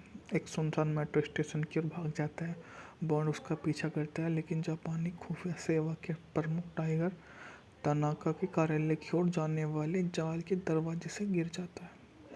संभावित खरीदार का भेष धारण कर बॉन्ड होता है, ओसाटो केमिकल्स में वापस लौट आता है और कुछ देर के लिए ओसाटो से मिलता है जो अपनी सेक्रेटरी हेल्गा ब्रांड को बॉन्ड के मारने का आदेश दे देता है कि वह उसको मार दे। बॉन्ड को पता चलता है कि निक पैन ने सामान उतारा था। वह क्यू द्वारा बनाए गए सशस्त्र ऑटो गायरों में उस क्षेत्र के ऊपर उड़ान भरता है और नष्ट कर देता है जिसके पास एक बेस में उसका संदेह पुख्ता हो जाता है। रहस्यमय अंतरिक्ष यान ज्वालामुखी के अंदर छुपे एक बेस पर उतरता है बांड को तनागा की छात्रा किसकी सुजुको से मिलवाया जाता है जो उसकी पत्नी की भूमिका निभाएंगे। सुराग पर काम करते हुए जोड़ी फास्टिन गैस से भरी गुफा की टो लेती है जो गुप्त रॉकेट बेस वाले ज्वालामुखी तक जाती है। बांड अंदर घुस जाता है जबकि किसी तनिका को सचेत करने लग जाती है। उसके बाद में वे वहाँ पर आते हैं, उनके संज्ञान लेते हैं और उसको माफ़ कर देते। यू ओनली लिव ट्वाइस 1976 की जासूसी फिल्म है जो इयान प्रोडक्शन द्वारा निर्मित जेम्स बॉन्ड श्रृंखला की 5वीं फिल्म है जिसमें शॉन केनरी ने काल्पनिक M16 एजेंट जेम्स बॉन्ड की भूमिका निभाई है। यह लुइस गिलबर्ट द्वारा निर्देशित पहली बॉन्ड फिल्म है जिसके बाद 1977 film the spy who live मी और 77 की मून रेकर का निर्देशन किया। दोनों में रोजर मूर ने अभिनय किया। ये ओनली लिव ट्वाइस पटकथा रोवाल्ड डहल द्वारा लिखी गई है। इयान फ्लेमिंग के इसी नाम के 1964 के उपन्यास आधारित थी। यह पहली जेम्स बॉन्ड फिल्म है जिसमें फ्लेमिंग के अधिकांश कथनों को छोड़ दिया गया है। यह पूरी तरह से नई कहानी के लिए पृष्ठभूमि के रूप में पुस्तक के कुछ केवल स्थानों का उपयोग किया गया है। मूवी का बात की जाए तो मूवी का बजट था मात्र $9 मिलियन जबकि न बॉक्स ऑफिस पर $111 मिलियन की कमाई की। कार्यकारी समय था 17 मिनट। रिलीज की तारीख थी 12 जून 1960 लंदन में प्रीमियर किया गया। उत्पादन कंपनी थी इयान प्रोडक्शन। वितरित की गई थी यूनाइटेड आर्टिस्ट द्वारा। PR and John Perry. छायांकन दिया था फ्रेडी यंग ने। अभिनेता थे शॉन कॉनरी। उत्पादन किया जाता हैरी सॉल्ट्समैन, अल्बर्ट और ब्रोकली द्वारा। निर्देशक थे लुइस गिलबर्ट। पटकथा लिखी थी रोवाल्ड डाहल द्वारा।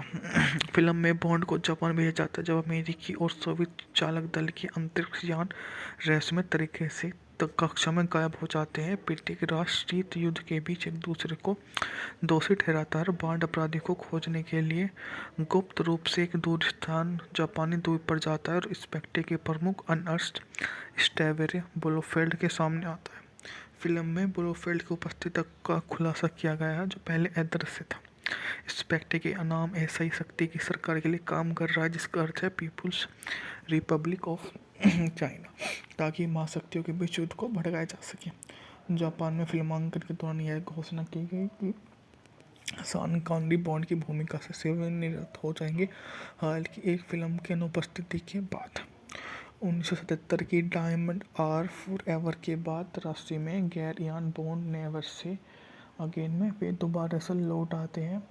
उनके बॉन्ड फिल्म जिसने बॉक्स ऑफिस पर राजस्व में गिरावट देखी जिसका मुख्य कारण बॉन्ड की नकल करने वाले द्वारा जासूसी फिल्म शैली की अति संतृप्ति था जिसमें कोलंबिया पिक्चर को प्रतिस्पर्धी बॉन्ड फिल्म कैसीनो रॉयल भी शामिल है। बॉन्ड श्रृंखला 1969 में NR मैजिस्ट्रेट सर्विस के साथ जारी रही। अमेरिकी नासा के अंतरिक्ष यान जुपिटर 16 को अज्ञात अंतरिक्ष यान द्वारा कक्षा से अप्रत्याशित कर लिया गया संयुक्त राज्य अमेरिका के सोवियत संघ के संदेह पर, लेकिन ब्रिटिशों को जापान की संलिप्तता का संदेश है क्योंकि अंतरिक्ष यान जापान सागर में उतरा था। जांच के लिए MI6 के संचालक जेम्स बॉन्ड को टोक्यो भेजा जाता है और हांगकांग में अपनी मृत्यु का नाटक करके MHM टेनमी में समुद्र में दफनाए जाने का नाटक करता है। एक सूमो टूर्नामेंट में भाग लेने के दौरान बॉन्ड की महिला जापानी खुफिया सेवा एजेंट आकी से संपर्क किया जाता है और उसे स्थानीय MI6 ऑपरेटिव डिक्को हेंडरसन से मिलने के लिए ले जाती है। हेंडरसन का दावा है कि उसके पास अंतरिक्ष यान के बारे में महत्वपूर्ण सबूत है, लेकिन एक हिटमैन उसके विस्तार से बचने से पहले ही उसे मार देता है। बॉन्ड हमलावर को मार देता है और उसके कपड़ों में भैंस के रूप में लेता है और भागने की कार में ओसोटो कैम लेके चला जाता है और पहुंचकर बॉन्ड ड्राइवर को वक्स में करता है और कंपनी का अध्यक्ष श्री ओसाटो का कार्यालय तिजोरी पर सेंध लगाता है। एक सुनसान मेट्रो स्टेशन की ओर भाग जाता है। बॉन्ड उसका पीछा करता है लेकिन जापानी खुफिया सेवा के प्रमुख टाइगर तनाका के कार्यालय की ओर जाने वाले जाल के दरवाजे से गिर जाता है। संभावित खरीदार का भेष धारण कर बॉन्ड होता है ओसाटो केमिकल्स में वापस लौट आता है और कुछ देर के लिए ओसाटो से मिलता है जो अपनी सेक्रेटरी हेल्गा ब्रांड को बॉन्ड के मारने का आदेश दे देता है कि वह उसको मार दे। बॉन्ड को पता चलता है कि निक पैन ने सामान उतारा था। वह क्यों द्वारा बनाए गए सशस्त्र ऑटो गायरों में उस क्षेत्र के ऊपर उड़ान भरता है और नष्ट कर देता है जिसके पास एक बेस में उसका संदेह पुख्ता हो जाता है। रहस्यमय अंतरिक्ष यान ज्वालामुखी के अंदर छुपे एक बेस पर उतरता है बांड को तनागा की छात्रा किसकी सुजुको से मिलवाया जाता है जो उसकी पत्नी की भूमिका निभाएंगे।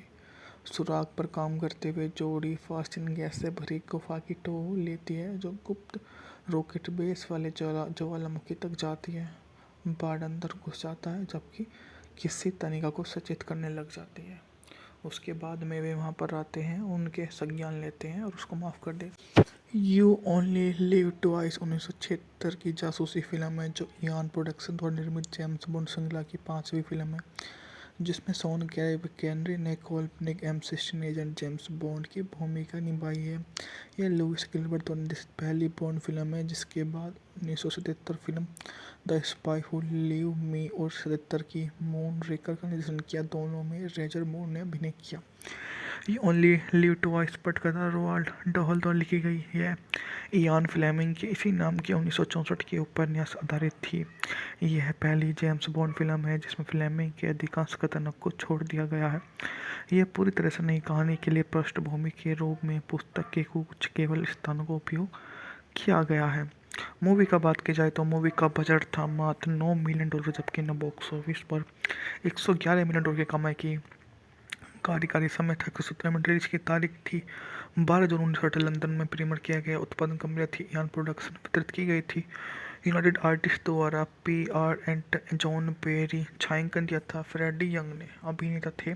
शॉन कॉनरी उत्पादन किया जाता हैरी सॉल्ट्समैन, अल्बर्ट और ब्रोकली द्वारा। निर्देशक थे लुइस गिलबर्ट, पटकथा लिखी थी रोवाल्ड डाहल द्वारा। फिल्म में बॉन्ड को जापान भेजा जाता है जब अमेरिकी और सोवियत चालक दल के अंतरिक्ष यान रहस्यमय तरीके से कक्षा में गायब हो जाते हैं। प्रत्येक राष्ट्र शीत युद्ध के बीच एक दूसरे को दोषी ठहराता है। बॉन्ड अपराधी को खोजने के लिए गुप्त रूप से एक दूर स्थान जापानी द्वीप पर जाता है और इंस्पेक्टर के प्रमुख अर्नस्ट स्टेवेरे ब्लोफेल्ड के सामने आता है। फिल्म में ब्लोफेल्ड की उपस्थिति का खुलासा किया गया है जो पहले अदृश्य था। इंस्पेक्टर के नाम ऐसा ही शक्ति की सरकार के लिए काम कर रहा है जिसका अर्थ है पीपुल्स रिपब्लिक ऑफ चाइना, ताकि महाशक्तियों के बीच युद्ध को भड़काया जा सके। जापान में फिल्मांकन के दौरान यह घोषणा की गई कि शॉन कॉनरी बॉन्ड की भूमिका से सेवानिवृत्त हो जाएंगे। हालांकि एक फिल्म की अनुपस्थिति के बाद 1977 की डायमंड आर फॉरएवर के बाद राशि में गैर Ian bond never say again में वे दोबारा से लौट आते हैं।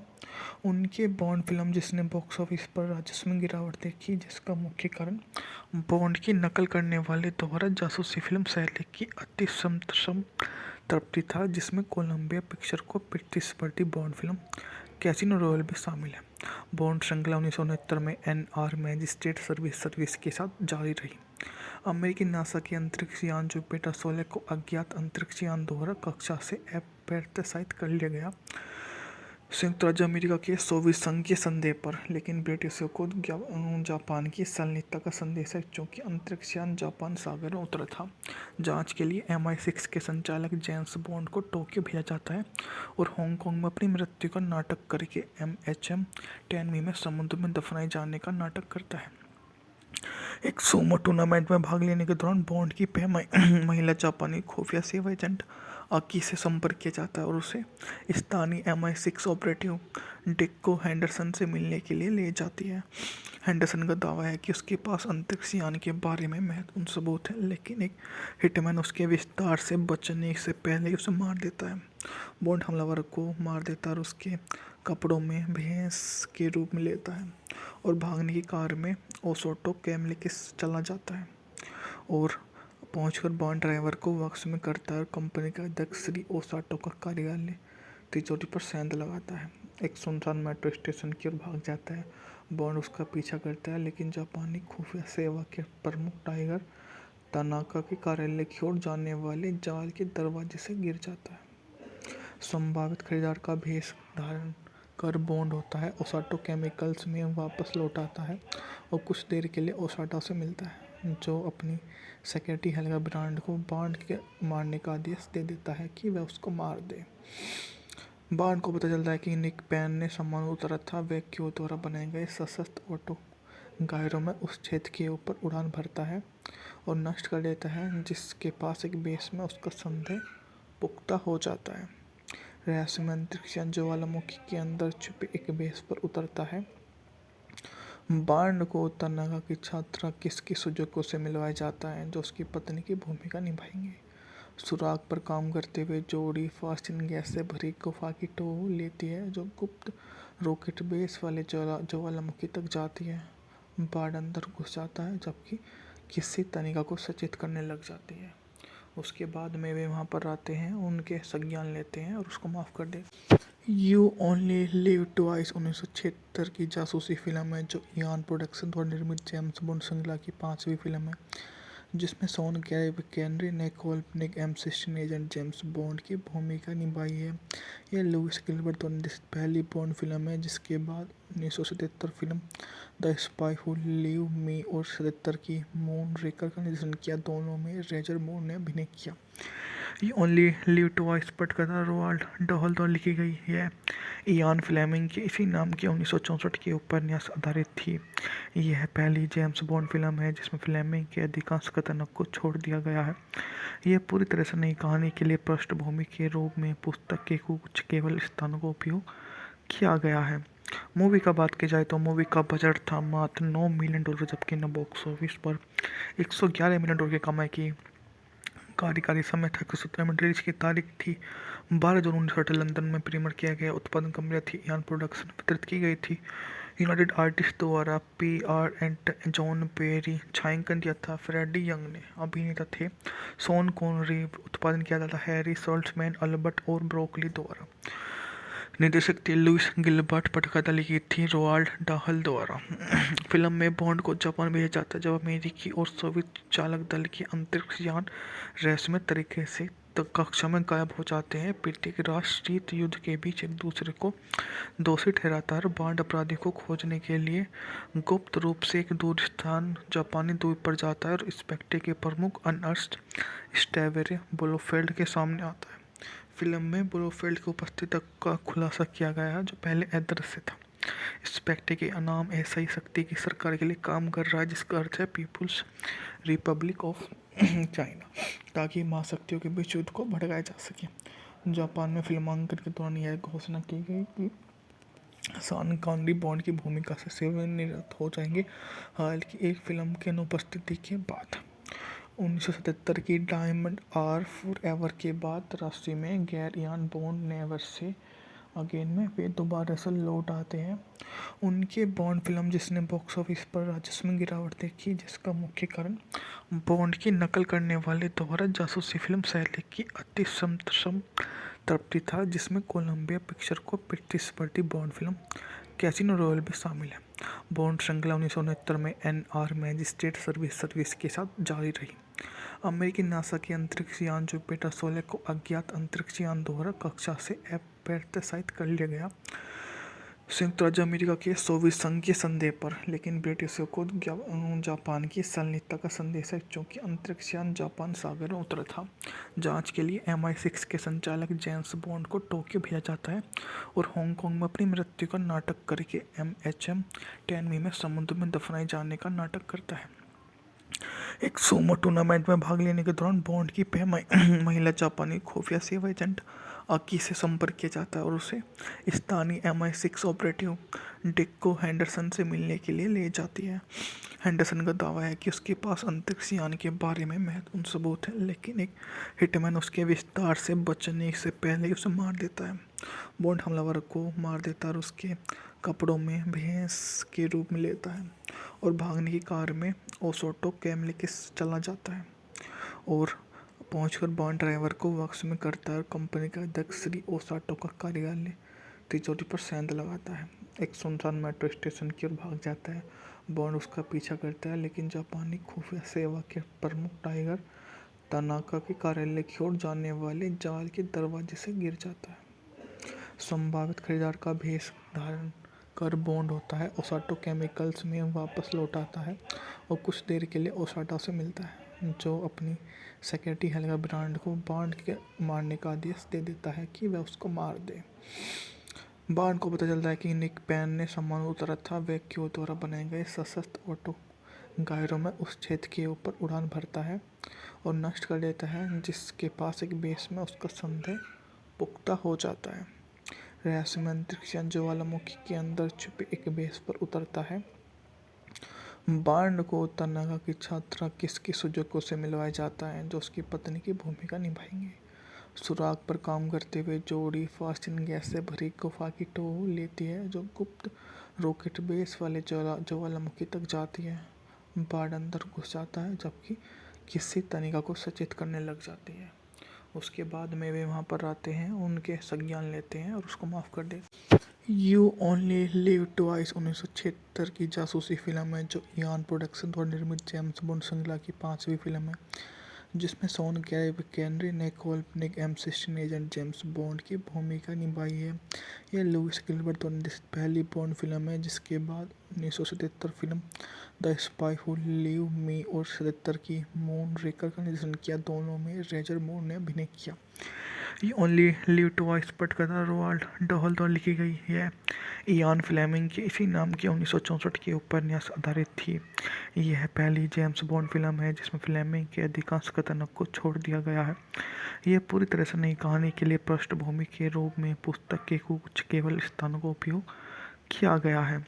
मूवी का बात की जाए तो मूवी का बजट था मात्र $9 मिलियन जबकि न बॉक्स ऑफिस पर $111 मिलियन की कमाई की। कार्यकारी समय था 117 मिनट। रिलीज की तारीख थी 12 जून 1960 लंदन में प्रीमियर किया गया। उत्पादन कंपनी थी इयान प्रोडक्शन। वितरित की गई थी यूनाइटेड आर्टिस्ट द्वारा। PR एंड जॉन पेरी छायांकन दिया था। फ्रेडी यंग ने अभिनेता थे। Sean Connery. उत्पादन किया जाता हैरी सॉल्ट्समैन अल्बर्ट और ब्रोकली द्वारा। निर्देशक थे लुइस गिलबर्ट। पटकथा लिखी थी रोवाल्ड डाहल द्वारा। फिल्म में बॉन्ड को जापान भेजा जाता है जब अमेरिकी और सोवियत चालक दल के अंतरिक्ष यान रहस्यमय तरीके से कक्षा में गायब हो जाते हैं। प्रत्येक राष्ट्र शीत युद्ध के बीच एक दूसरे को दोषी ठहराता है। बॉन्ड अपराधी को खोजने के लिए गुप्त रूप से एक दूर स्थान जापानी द्वीप पर जाता है और स्पेक्टे के प्रमुख अर्नस्ट स्टेवेरे ब्लोफेल्ड के सामने आता है। फिल्म में ब्लोफेल्ड की उपस्थिति का खुलासा किया गया है जो पहले अदृश्य था। स्पेक्टे के नाम ऐसा ही शक्ति की सरकार के लिए काम कर रहा है जिसका अर्थ है पीपुल्स रिपब्लिक ऑफ चाइना, ताकि महाशक्तियों के बीच युद्ध को भड़काया जा सके। जापान में फिल्मांकन के दौरान यह घोषणा की गई कि शॉन कॉनरी बॉन्ड की भूमिका से सेवानिवृत्त हो जाएंगे। हालांकि एक फिल्म की अनुपस्थिति के बाद 1977 की डायमंड आर फॉरएवर के बाद राशि में गैर Ian bond never say again में वे दोबारा से लौट आते हैं। उनके बॉन्ड फिल्म जिसने बॉक्स ऑफिस पर राजस्व में गिरावट देखी जिसका मुख्य कारण बॉन्ड की नकल करने वाले द्वारा जासूसी फिल्म शैली की अति तृप्ति था जिसमें कोलंबिया पिक्चर को प्रतिस्पर्धी बॉन्ड फिल्म कैसीनो रॉयल भी शामिल है। बॉन्ड श्रृंखला 1969 में NR मैजिस्ट्रेट सर्विस के साथ जारी रही। अमेरिकी नासा के अंतरिक्ष यान जुपिटर 16 को अज्ञात अंतरिक्ष यान द्वारा कक्षा से अप्रत्याशित कर लिया गया संयुक्त राज्य अमेरिका के सोवियत संघ के संदेह पर, लेकिन ब्रिटिशों को जापान की संलिप्तता का संदेश है क्योंकि अंतरिक्ष यान जापान सागर में उतरा था। जांच के लिए MI6 के संचालक जेम्स बॉन्ड को टोक्यो भेजा जाता है और हांगकांग में अपनी मृत्यु का नाटक करके MHM टेनमी में समुद्र में दफनाए जाने का नाटक करता है। एक सूमो टूर्नामेंट में भाग लेने के दौरान बॉन्ड की महिला जापानी खुफिया सेवा एजेंट आकी से संपर्क किया जाता है और उसे स्थानीय MI6 ऑपरेटिव डिक्को हैंडरसन से मिलने के लिए ले जाती है। हैंडरसन का दावा है कि उसके पास अंतरिक्ष यान के बारे में महत्वपूर्ण सबूत है, लेकिन एक हिटमैन उसके विस्तार से बचने से पहले उसे मार देता है। बॉन्ड हमलावर को मार देता है और उसके कपड़ों में भैंस के रूप में लेता है और भागने की कार में ओसोटो कैम लेके चला जाता है और पहुंचकर बॉन्ड ड्राइवर को वापस में करता है और कंपनी का अध्यक्ष श्री ओसाटो का कार्यालय तिजोरी पर सेंध लगाता है। एक सुनसान मेट्रो स्टेशन की ओर भाग जाता है। बॉन्ड उसका पीछा करता है लेकिन जापानी खुफिया सेवा के प्रमुख टाइगर तनाका के कार्यालय की ओर जाने वाले जाल के दरवाजे से गिर जाता है। संभावित खरीदार का भेष धारण कर बॉन्ड होता है, ओसाटो केमिकल्स में वापस लौट आता है और कुछ देर के लिए ओसाटो से मिलता है जो अपनी सेक्रेटरी हेल्गा ब्रांड को बॉन्ड के मारने का आदेश दे देता है कि वह उसको मार दे। बॉन्ड को पता चलता है कि निक पैन ने सामान उतारा था। वह क्यू द्वारा बनाए गए सशस्त्र ऑटो गायरों में उस क्षेत्र के ऊपर उड़ान भरता है और नष्ट कर देता है जिसके पास एक बेस में उसका संदेह पुख्ता हो जाता है। रहस्यमय अंतरिक्ष यान ज्वालामुखी के अंदर छुपे एक बेस पर उतरता है बांड को तनागा की छात्रा किसकी सुजुको से मिलवाया जाता है जो उसकी पत्नी की भूमिका निभाएंगे। सुराग पर काम करते हुए जोड़ी फास्टिन गैस से भरी गुफा की टो लेती है जो गुप्त रॉकेट बेस वाले ज्वालामुखी तक जाती है। बांड अंदर घुस जाता है जबकि किसी तनिका को सचेत करने लग जाती है।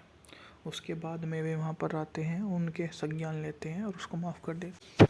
यू ओनली लिव ट्वाइस 1976 की जासूसी फिल्म है जो इयान प्रोडक्शन द्वारा निर्मित जेम्स बॉन्ड श्रृंखला की 5वीं फिल्म है जिसमें शॉन केनरी ने काल्पनिक M16 एजेंट जेम्स बॉन्ड की भूमिका निभाई है। यह लुइस गिलबर्ट द्वारा निर्देशित पहली बॉन्ड फिल्म है जिसके बाद 1977 film the spy who live मी और 77 की मून रेकर का निर्देशन किया। दोनों में रोजर मूर ने अभिनय किया। ये ओनली लिव ट्वाइस पटकथा रोवाल्ड डहल द्वारा लिखी गई है। इयान फ्लेमिंग के इसी नाम के 1964 के उपन्यास आधारित थी। यह पहली जेम्स बॉन्ड फिल्म है जिसमें फ्लेमिंग के अधिकांश कथनों को छोड़ दिया गया है। यह पूरी तरह से नई कहानी के लिए पृष्ठभूमि के रूप में पुस्तक के कुछ केवल स्थानों का उपयोग किया गया है। मूवी का बात की जाए तो मूवी का बजट था मात्र $9 मिलियन जबकि न बॉक्स ऑफिस पर 111 मिलियन डॉलर की कमाई की। कार्यकारी समय था 117 मिनट। रिलीज की तारीख थी 12 जून 1960 लंदन में प्रीमियर किया गया। उत्पादन कंपनी थी इयान प्रोडक्शन। वितरित की गई थी यूनाइटेड आर्टिस्ट द्वारा। PR एंड जॉन पेरी छायांकन दिया था। फ्रेडी यंग ने अभिनेता थे। Sean Connery. उत्पादन किया जाता हैरी सॉल्ट्समैन अल्बर्ट और ब्रोकली द्वारा। निर्देशक थे लुइस गिलबर्ट। पटकथा लिखी थी रोवाल्ड डाहल द्वारा। फिल्म में बॉन्ड को जापान भेजा जाता है जब अमेरिकी और सोवियत चालक दल के अंतरिक्ष यान रहस्यमय तरीके से कक्षा में गायब हो जाते हैं। प्रत्येक राष्ट्र शीत युद्ध के बीच एक दूसरे को दोषी ठहराता है। बॉन्ड अपराधी को खोजने के लिए गुप्त रूप से एक दूर स्थान जापानी द्वीप पर जाता है और स्पेक्टे के प्रमुख अर्नस्ट स्टेवेरे ब्लोफेल्ड के सामने आता है। फिल्म में ब्लोफेल्ड की उपस्थिति का खुलासा किया गया है जो पहले अदृश्य था। स्पेक्टे के नाम ऐसा ही शक्ति की सरकार के लिए काम कर रहा है जिसका अर्थ है पीपुल्स रिपब्लिक ऑफ चाइना, ताकि महाशक्तियों के बीच युद्ध को भड़काया जा सके। जापान में फिल्मांकन के दौरान यह घोषणा की गई कि शॉन कॉनरी बॉन्ड की भूमिका से सेवानिवृत्त हो जाएंगे। हालांकि एक फिल्म की अनुपस्थिति के बाद 1977 की डायमंड आर फॉरएवर के बाद राशि में गैर Ian bond never say again में वे दोबारा से लौट आते हैं। उनके बॉन्ड फिल्म जिसने बॉक्स ऑफिस पर राजस्व में गिरावट देखी जिसका मुख्य कारण बॉन्ड की नकल करने वाले द्वारा जासूसी फिल्म शैली की अति संतृप्ति था जिसमें कोलंबिया पिक्चर को प्रतिस्पर्धी बॉन्ड फिल्म कैसीनो रॉयल भी शामिल है। बॉन्ड श्रृंखला 1969 में NR मैजिस्ट्रेट सर्विस के साथ जारी रही। अमेरिकी नासा के अंतरिक्ष यान जुपिटर 16 को अज्ञात अंतरिक्ष यान द्वारा कक्षा से अप्रत्याशित कर लिया गया संयुक्त राज्य अमेरिका के सोवियत संघ के संदेह पर, लेकिन ब्रिटिशों को जापान की संलिप्तता का संदेश है क्योंकि अंतरिक्ष यान जापान सागर में उतरा था। जांच के लिए MI6 के संचालक जेम्स बॉन्ड को टोक्यो भेजा जाता है और हांगकांग में अपनी मृत्यु का नाटक करके MHM टेनमी में समुद्र में दफनाए जाने का नाटक करता है। एक सूमो टूर्नामेंट में भाग लेने के दौरान बॉन्ड की महिला जापानी खुफिया सेवा एजेंट आकी से संपर्क किया जाता है और उसे स्थानीय MI6 ऑपरेटिव डिक्को हेंडरसन से मिलने के लिए ले जाती है। हेंडरसन का दावा है कि उसके पास अंतरिक्ष यान के बारे में महत्वपूर्ण सबूत है, लेकिन एक हिटमैन उसके विस्तार से बचने से पहले ही उसे मार देता है। बॉन्ड हमलावर को मार देता है और उसके कपड़ों में भैंस के रूप में लेता है और भागने की कार में ओसोटो कैमले के चला जाता है और पहुंचकर बॉन्ड ड्राइवर को वापस में करता है और कंपनी के अध्यक्ष श्री ओसाटो का कार्यालय तिजोरी पर सेंध लगाता है। एक सुनसान मेट्रो स्टेशन की ओर भाग जाता है। बॉन्ड उसका पीछा करता है लेकिन जापानी खुफिया सेवा के प्रमुख टाइगर तनाका के कार्यालय की ओर जाने वाले जाल के दरवाजे से गिर जाता है। संभावित खरीदार का भेष धारण कर बॉन्ड होता है ओसाटो केमिकल्स में वापस लौट आता है और कुछ देर के लिए ओसाटो से मिलता है जो अपनी सेक्रेटरी हेल्गा ब्रांड को बॉन्ड के मारने का आदेश दे देता है कि वह उसको मार दे। बॉन्ड को पता चलता है कि निक पैन ने सामान उतारा था। वह क्यू द्वारा बनाए गए सशस्त्र ऑटो गायरों में उस क्षेत्र के ऊपर उड़ान भरता है और नष्ट कर देता है जिसके पास एक बेस में उसका संदेह पुख्ता हो जाता है। रहस्यमय अंतरिक्ष यान ज्वालामुखी के अंदर छुपे एक बेस पर उतरता है बांड को तनागा की छात्रा किसकी सुजुको से मिलवाया जाता है जो उसकी पत्नी की भूमिका निभाएंगे। सुराग पर काम करते हुए जोड़ी फास्टिन गैस से भरी गुफा की टो लेती है जो गुप्त रॉकेट बेस वाले ज्वालामुखी तक जाती है। बाढ़ अंदर घुस जाता है जबकि किसी तनिका को सचेत करने लग जाती है। उसके बाद में वे वहाँ पर आते हैं, उनके संज्ञान लेते हैं और उसको माफ़ कर देते।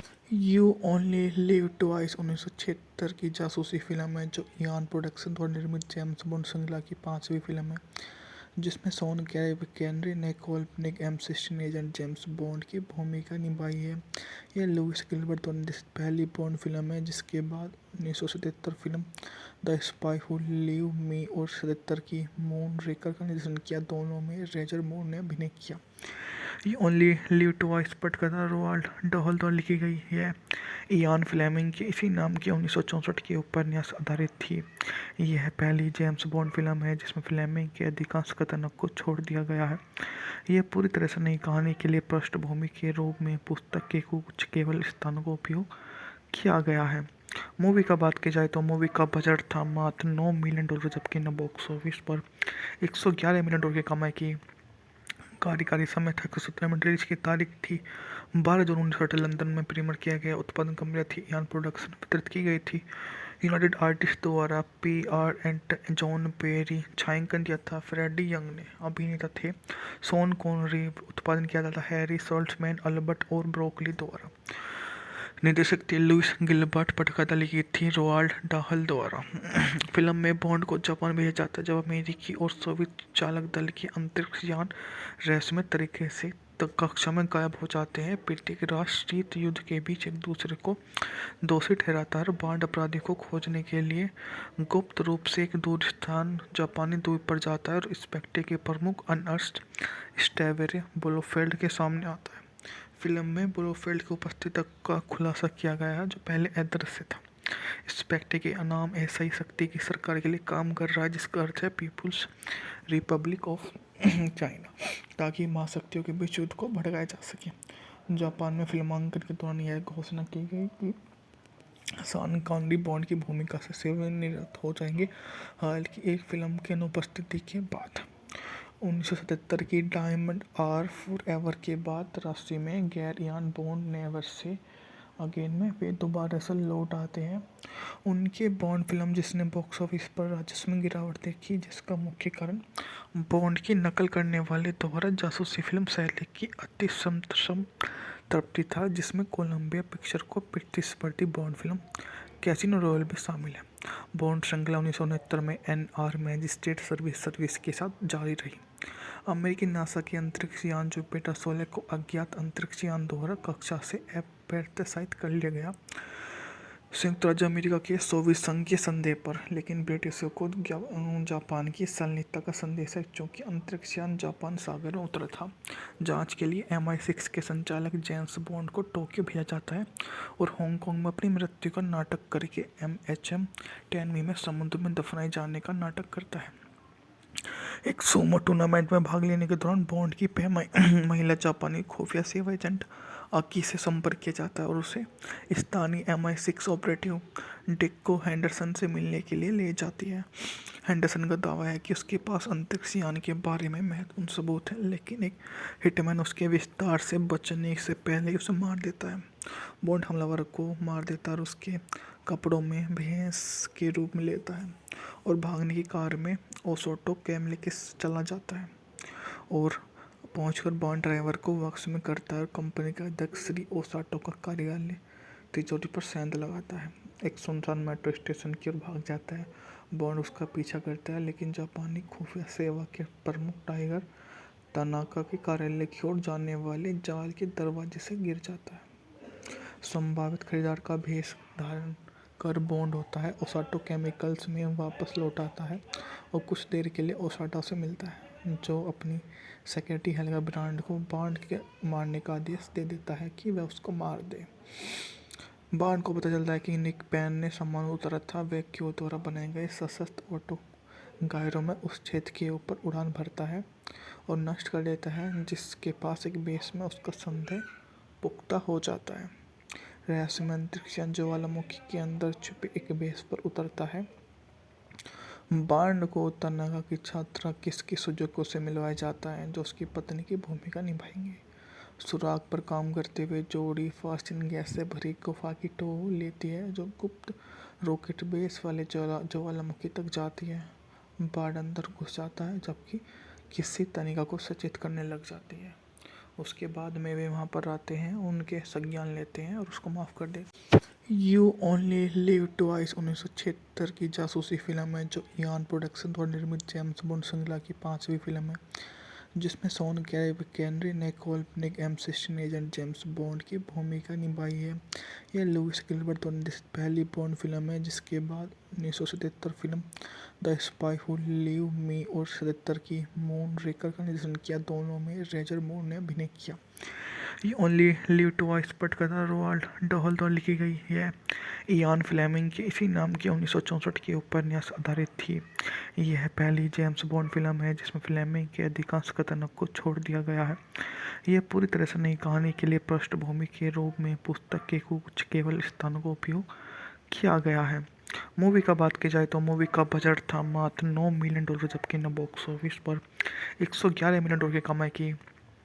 कार्यकारी समय था 17 मिनट। रिलीज की तारीख थी 12 जून 1960 लंदन में प्रीमियर किया गया। उत्पादन कंपनी थी इयान प्रोडक्शन। वितरित की गई थी यूनाइटेड आर्टिस्ट द्वारा। PR and John Perry. छायांकन दिया था फ्रेडी यंग ने। अभिनेता थे शॉन कॉनरी। उत्पादन किया जाता हैरी सॉल्ट्समैन अल्बर्ट और ब्रोकली द्वारा। निर्देशक थे लुइस गिलबर्ट। पटकथा लिखी थी रोवाल्ड डाहल द्वारा। फिल्म में बॉन्ड को जापान भेजा जाता है जब अमेरिकी और सोवियत चालक दल के अंतरिक्ष यान रहस्यमय तरीके से कक्षा में गायब हो जाते हैं। प्रत्येक राष्ट्र शीत युद्ध के बीच एक दूसरे को दोषी ठहराता है। बॉन्ड अपराधी को खोजने के लिए गुप्त रूप से एक दूर स्थान जापानी द्वीप पर जाता है और स्पेक्ट्रे के प्रमुख अर्नस्ट स्टेवेरे ब्लोफेल्ड के सामने आता है। फिल्म में ब्लोफेल्ड की उपस्थिति का खुलासा किया गया है जो पहले अदृश्य था। स्पेक्ट्रे के नाम ऐसा ही शक्ति की सरकार के लिए काम कर रहा है जिसका अर्थ है पीपुल्स रिपब्लिक ऑफ चाइना, ताकि महाशक्तियों के बीच युद्ध को भड़काया जा सके। जापान में फिल्मांकन के दौरान यह घोषणा की गई कि शॉन कॉनरी बॉन्ड की भूमिका से सेवानिवृत्त हो जाएंगे। हालांकि एक फिल्म की अनुपस्थिति के बाद 1977 की डायमंड आर फॉरएवर के बाद राशि में गैर Ian bond never say again में वे दोबारा से लौट आते हैं। उनके बॉन्ड फिल्म जिसने बॉक्स ऑफिस पर राजस्व में गिरावट देखी जिसका मुख्य कारण बॉन्ड की नकल करने वाले द्वारा जासूसी फिल्म शैली की अति संतृप्ति था जिसमें कोलंबिया पिक्चर को प्रतिस्पर्धी बॉन्ड फिल्म कैसीनो रॉयल भी शामिल है। बॉन्ड श्रृंखला 1969 में NR मैजिस्ट्रेट सर्विस के साथ जारी रही। अमेरिकी नासा के अंतरिक्ष यान जुपिटर 16 को अज्ञात अंतरिक्ष यान द्वारा कक्षा से अप्रत्याशित कर लिया गया संयुक्त राज्य अमेरिका के सोवियत संघ के संदेह पर, लेकिन ब्रिटिशों को जापान की संलिप्तता का संदेश है क्योंकि अंतरिक्ष यान जापान सागर में उतरा था। जांच के लिए MI6 के संचालक जेम्स बॉन्ड को टोक्यो भेजा जाता है और हांगकांग में अपनी मृत्यु का नाटक करके MHM टेनमी में समुद्र में दफनाए जाने का नाटक करता है। एक सूमो टूर्नामेंट में भाग लेने के दौरान बॉन्ड की महिला जापानी खुफिया सेवा एजेंट आकी से संपर्क किया जाता है और उसे स्थानीय MI6 ऑपरेटिव डिक्को हैंडरसन से मिलने के लिए ले जाती है। हैंडरसन का दावा है कि उसके पास अंतरिक्ष यान के बारे में महत्वपूर्ण सबूत है, लेकिन एक हिटमैन उसके विस्तार से बचने से पहले ही उसे मार देता है। बॉन्ड हमलावर को मार देता है और उसके कपड़ों में भैंस के रूप में लेता है और भागने की कार में ओसोटो कैमले के चला जाता है और पहुंचकर बॉन्ड ड्राइवर को वक्स में करता है और कंपनी का अध्यक्ष श्री ओसाटो का कार्यालय तिजोरी पर सेंध लगाता है। एक सुनसान मेट्रो स्टेशन की ओर भाग जाता है। बॉन्ड उसका पीछा करता है लेकिन जापानी खुफिया सेवा के प्रमुख टाइगर तनाका के कार्यालय की ओर जाने वाले जाल के दरवाजे से गिर जाता है। संभावित खरीदार का भेष धारण कर बॉन्ड होता है ओसाटो केमिकल्स में वापस लौट आता है और कुछ देर के लिए ओसाटो से मिलता है जो अपनी सेक्रेटरी हेल्गा ब्रांड को बॉन्ड के मारने का आदेश दे देता है कि वह उसको मार दे। बॉन्ड को पता चलता है कि निक पैन ने सामान उतारा था। वह क्यू द्वारा बनाए गए सशस्त्र ऑटो गायरों में उस क्षेत्र के ऊपर उड़ान भरता है और नष्ट कर देता है जिसके पास एक बेस में उसका संदेह पुख्ता हो जाता है। रहस्यमय अंतरिक्ष यान ज्वालामुखी के अंदर छुपे एक बेस पर उतरता है बांड को तनागा की छात्रा किसकी सुजुको से मिलवाया जाता है जो उसकी पत्नी की भूमिका निभाएंगे।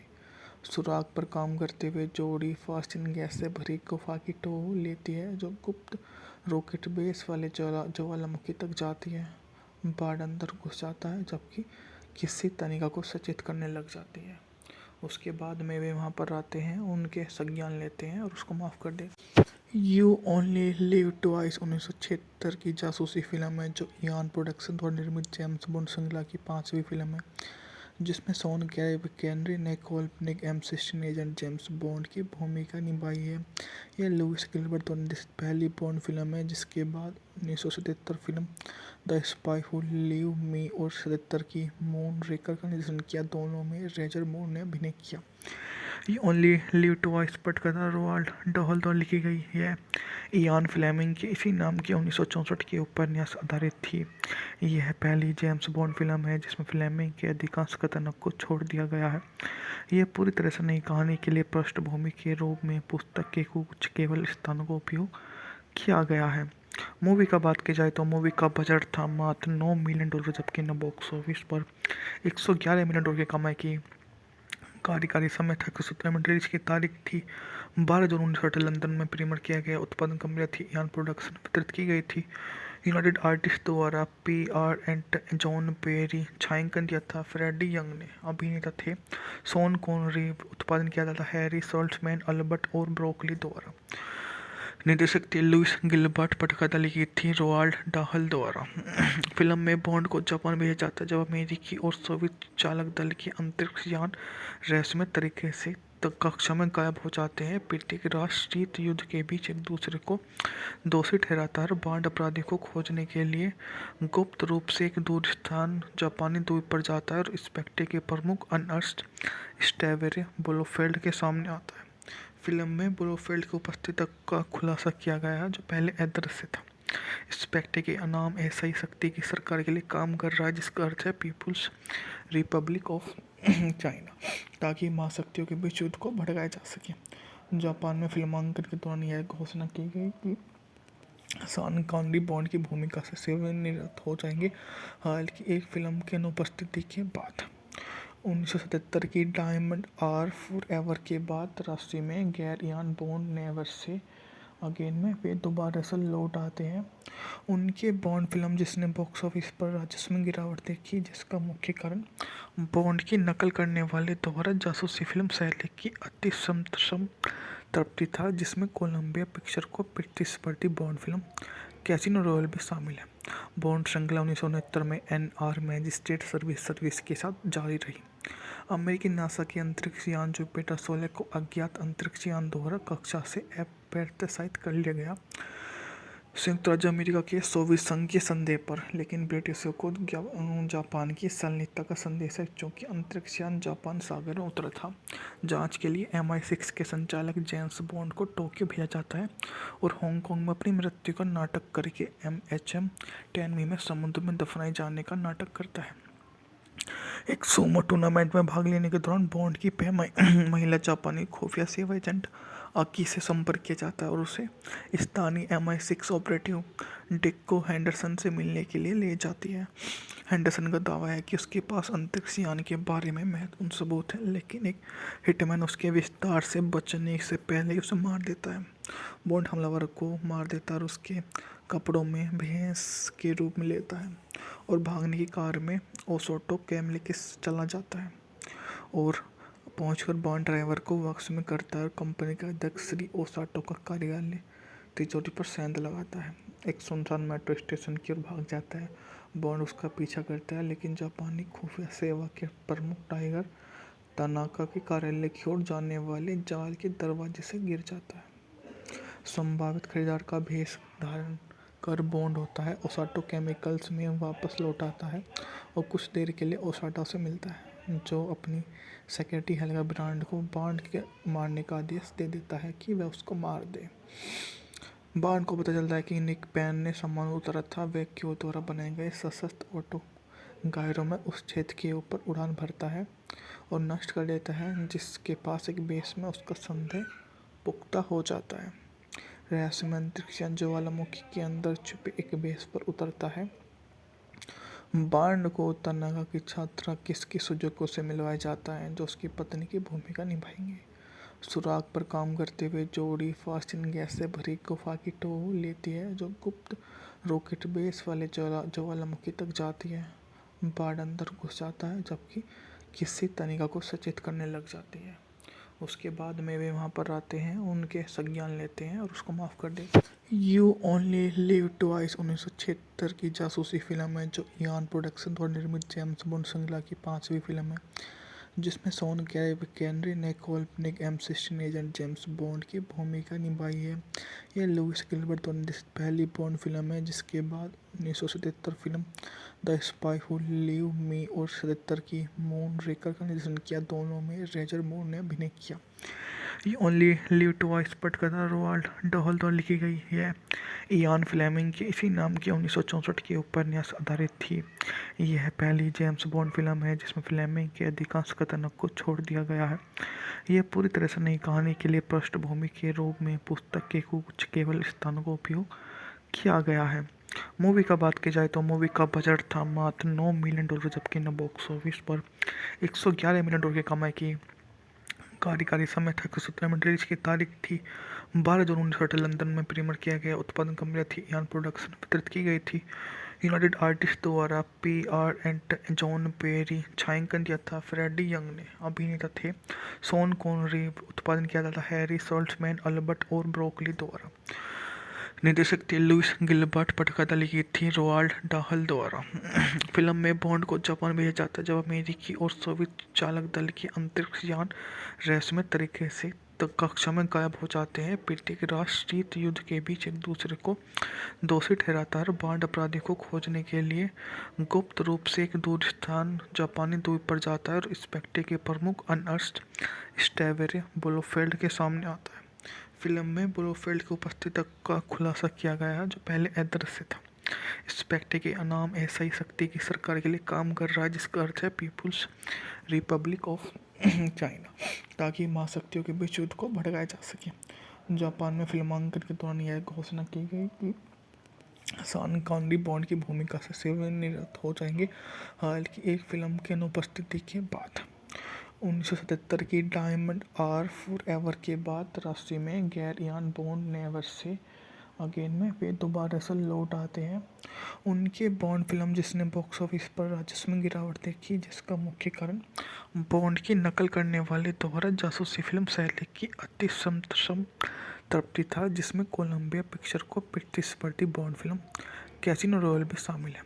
बॉन्ड श्रृंखला 1969 में NR मैजिस्ट्रेट सर्विस के साथ जारी रही।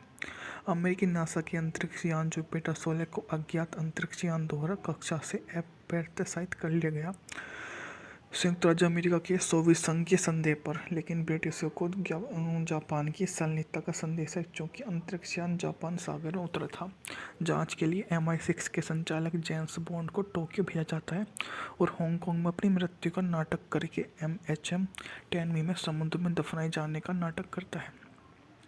एक सूमो टूर्नामेंट में भाग लेने के दौरान बॉन्ड की महिला जापानी खुफिया सेवा एजेंट आकी से संपर्क किया जाता है और उसे स्थानीय MI6 ऑपरेटिव डिक्को हैंडरसन से मिलने के लिए ले जाती है। हैंडरसन का दावा है कि उसके पास अंतरिक्ष यान के बारे में महत्वपूर्ण सबूत है, लेकिन एक हिटमैन उसके विस्तार से बचने से पहले उसे मार देता है। बॉन्ड हमलावर को मार देता है और उसके कपड़ों में भैंस के रूप में लेता है और भागने की कार में ओसोटो कैमले के चला जाता है और पहुंचकर बॉन्ड ड्राइवर को वापस में करता है और कंपनी के अध्यक्ष श्री ओसाटो का कार्यालय तिजोरी पर सेंध लगाता है। एक सुनसान मेट्रो स्टेशन की ओर भाग जाता है। बॉन्ड उसका पीछा करता है लेकिन जापानी खुफिया सेवा के प्रमुख टाइगर तनाका के कार्यालय की ओर जाने वाले जाल के दरवाजे से गिर जाता है। संभावित खरीदार का भेष धारण कर बॉन्ड होता है ओसाटो केमिकल्स में वापस लौट आता है और कुछ देर के लिए ओसाटो से मिलता है जो अपनी सेक्रेटरी हेल्गा ब्रांड को बॉन्ड के मारने का आदेश दे देता है कि वह उसको मार दे। बॉन्ड को पता चलता है कि निक पैन ने सामान उतारा था। वह क्यू द्वारा बनाए गए सशस्त्र ऑटो गायरों में उस क्षेत्र के ऊपर उड़ान भरता है और नष्ट कर देता है जिसके पास एक बेस में उसका संदेह पुख्ता हो जाता है। रहस्यमय अंतरिक्ष यान ज्वालामुखी के अंदर छुपे एक बेस पर उतरता है बांड को तनागा की छात्रा किसकी सुजुको से मिलवाया जाता है जो उसकी पत्नी की भूमिका निभाएंगे। सुराग पर काम करते हुए जोड़ी फास्टिन गैस से भरी गुफा की टो लेती है जो गुप्त रॉकेट बेस वाले ज्वालामुखी तक जाती है। बांड अंदर घुस जाता है जबकि किसी तनिका को सचेत करने लग जाती है। उसके बाद में वे वहाँ पर आते हैं, उनके संज्ञान लेते हैं और उसको यू ओनली लिव ट्वाइस 1976 की जासूसी फिल्म है जो इयान प्रोडक्शन द्वारा निर्मित जेम्स बॉन्ड श्रृंखला की 5वीं फिल्म है जिसमें शॉन केनरी ने काल्पनिक M16 एजेंट जेम्स बॉन्ड की भूमिका निभाई है। यह लुइस गिलबर्ट द्वारा निर्देशित पहली बॉन्ड फिल्म है जिसके बाद 1977 film the spy who live मी और 77 की मून रेकर का निर्देशन किया। दोनों में रोजर मूर ने अभिनय किया। ये ओनली लिव ट्वाइस पटकथा रोवाल्ड डहल द्वारा लिखी गई है। इयान फ्लेमिंग के इसी नाम के 1964 के उपन्यास आधारित थी। यह पहली जेम्स बॉन्ड फिल्म है जिसमें फ्लेमिंग के अधिकांश कथनों को छोड़ दिया गया है। यह पूरी तरह से नई कहानी के लिए पृष्ठभूमि के रूप में पुस्तक के कुछ केवल स्थानों का उपयोग किया गया है। मूवी का बात की जाए तो मूवी का बजट था मात्र $9 मिलियन जबकि न बॉक्स ऑफिस पर $111 मिलियन की कमाई की। कार्यकारी समय था 17 में रिलीज की तारीख थी 12 जून 1960 लंदन में प्रीमियर किया गया। उत्पादन कंपनी थी इयान प्रोडक्शन, वितरित की गई थी यूनाइटेड आर्टिस्ट द्वारा। PR एंड जॉन पेरी छायांकन दिया था। फ्रेडी यंग ने अभिनेता थे। शॉन कॉनरी उत्पादन किया जाता हैरी सॉल्ट्समैन अल्बर्ट और ब्रोकली द्वारा। निर्देशक थे लुइस गिलबर्ट, पटकथा लिखी थी रोवाल्ड डाहल द्वारा। फिल्म में बॉन्ड को जापान भेजा जाता है जब अमेरिकी और सोवियत चालक दल के अंतरिक्ष यान रहस्यमय तरीके से कक्षा में गायब हो जाते हैं। प्रत्येक राष्ट्र शीत युद्ध के बीच एक दूसरे को दोषी ठहराता है। बॉन्ड अपराधी को खोजने के लिए गुप्त रूप से एक दूर स्थान जापानी द्वीप पर जाता है और इंस्पेक्टर के प्रमुख अर्नस्ट स्टेवेरे ब्लोफेल्ड के सामने आता है। फिल्म में ब्लोफेल्ड की उपस्थिति का खुलासा किया गया है जो पहले अदृश्य था। इंस्पेक्टर के नाम ऐसा ही शक्ति की सरकार के लिए काम कर रहा है जिसका अर्थ है पीपुल्स रिपब्लिक ऑफ चाइना, ताकि महाशक्तियों के बीच युद्ध को भड़काया जा सके। जापान में फिल्मांकन के दौरान यह घोषणा की गई कि शॉन कॉनरी बॉन्ड की भूमिका से सेवानिवृत्त हो जाएंगे। हालांकि एक फिल्म के अनुपस्थिति के बाद 1977 की डायमंड आर फॉरएवर के बाद राशि में गैर Ian bond never say again में वे दोबारा से लौट आते हैं। उनके बॉन्ड फिल्म जिसने बॉक्स ऑफिस पर राजस्व में गिरावट देखी, जिसका मुख्य कारण बॉन्ड की नकल करने वाले द्वारा जासूसी फिल्म शैली की अति संतृप्ति था, जिसमें कोलंबिया पिक्चर को प्रतिस्पर्धी बॉन्ड फिल्म कैसीनो रॉयल भी शामिल है। बॉन्ड श्रृंखला 1969 में NR मैजिस्ट्रेट सर्विस के साथ जारी रही। अमेरिकी नासा के अंतरिक्ष यान जुपिटर 16 को अज्ञात अंतरिक्ष यान द्वारा कक्षा से अप्रत्याशित कर लिया गया संयुक्त राज्य अमेरिका के सोवियत संघ के संदेह पर, लेकिन ब्रिटिशों को जापान की संलिप्तता का संदेश है क्योंकि अंतरिक्ष यान जापान सागर में उतरा था। जांच के लिए MI6 के संचालक जेम्स बॉन्ड को टोक्यो भेजा जाता है और हांगकांग में अपनी मृत्यु का नाटक करके MHM टेनवी में समुद्र में दफनाए जाने का नाटक करता है। एक सूमो टूर्नामेंट में भाग लेने के दौरान बॉन्ड की महिला जापानी खुफिया सेवा एजेंट आकी से संपर्क किया जाता है और उसे स्थानीय MI6 ऑपरेटिव डिक्को हैंडरसन से मिलने के लिए ले जाती है। हैंडरसन का दावा है कि उसके पास अंतरिक्ष यान के बारे में महत्वपूर्ण सबूत है, लेकिन एक हिटमैन उसके विस्तार से बचने से पहले उसे मार देता है। बॉन्ड हमलावर को मार देता है और उसके कपड़ों में भैंस के रूप में लेता है और भागने की कार में ओसाटो कैमले के चला जाता है और पहुंचकर बॉन्ड ड्राइवर को वक्स में करता है और कंपनी का अध्यक्ष श्री ओसाटो का कार्यालय तिजोरी पर सेंध लगाता है। एक सुनसान मेट्रो स्टेशन की ओर भाग जाता है। बॉन्ड उसका पीछा करता है, लेकिन जापानी खुफिया सेवा के प्रमुख टाइगर तनाका के कार्यालय की ओर जाने वाले जाल के दरवाजे से गिर जाता है। संभावित खरीदार का भेष धारण कर बॉन्ड होता है, ओसाटो केमिकल्स में वापस लौट आता है और कुछ देर के लिए ओसाटो से मिलता है, जो अपनी सेक्रेटरी हेल्गा ब्रांड को बॉन्ड के मारने का आदेश दे देता है कि वह उसको मार दे। बॉन्ड को पता चलता है कि निक पैन ने सामान उतारा था। वह क्यू द्वारा बनाए गए सशस्त्र ऑटो गायरों में उस क्षेत्र के ऊपर उड़ान भरता है और नष्ट कर देता है, जिसके पास एक बेस में उसका संदेह पुख्ता हो जाता है। रहस्यमय अंतरिक्ष यान ज्वालामुखी के अंदर छुपे एक बेस पर उतरता है बार्न को तनागा की छात्रा किसकी सुजुको से मिलवाया जाता है जो उसकी पत्नी की भूमिका निभाएंगे। सुराग पर काम करते हुए जोड़ी फास्टिन गैस से भरी गुफा की टो लेती है जो गुप्त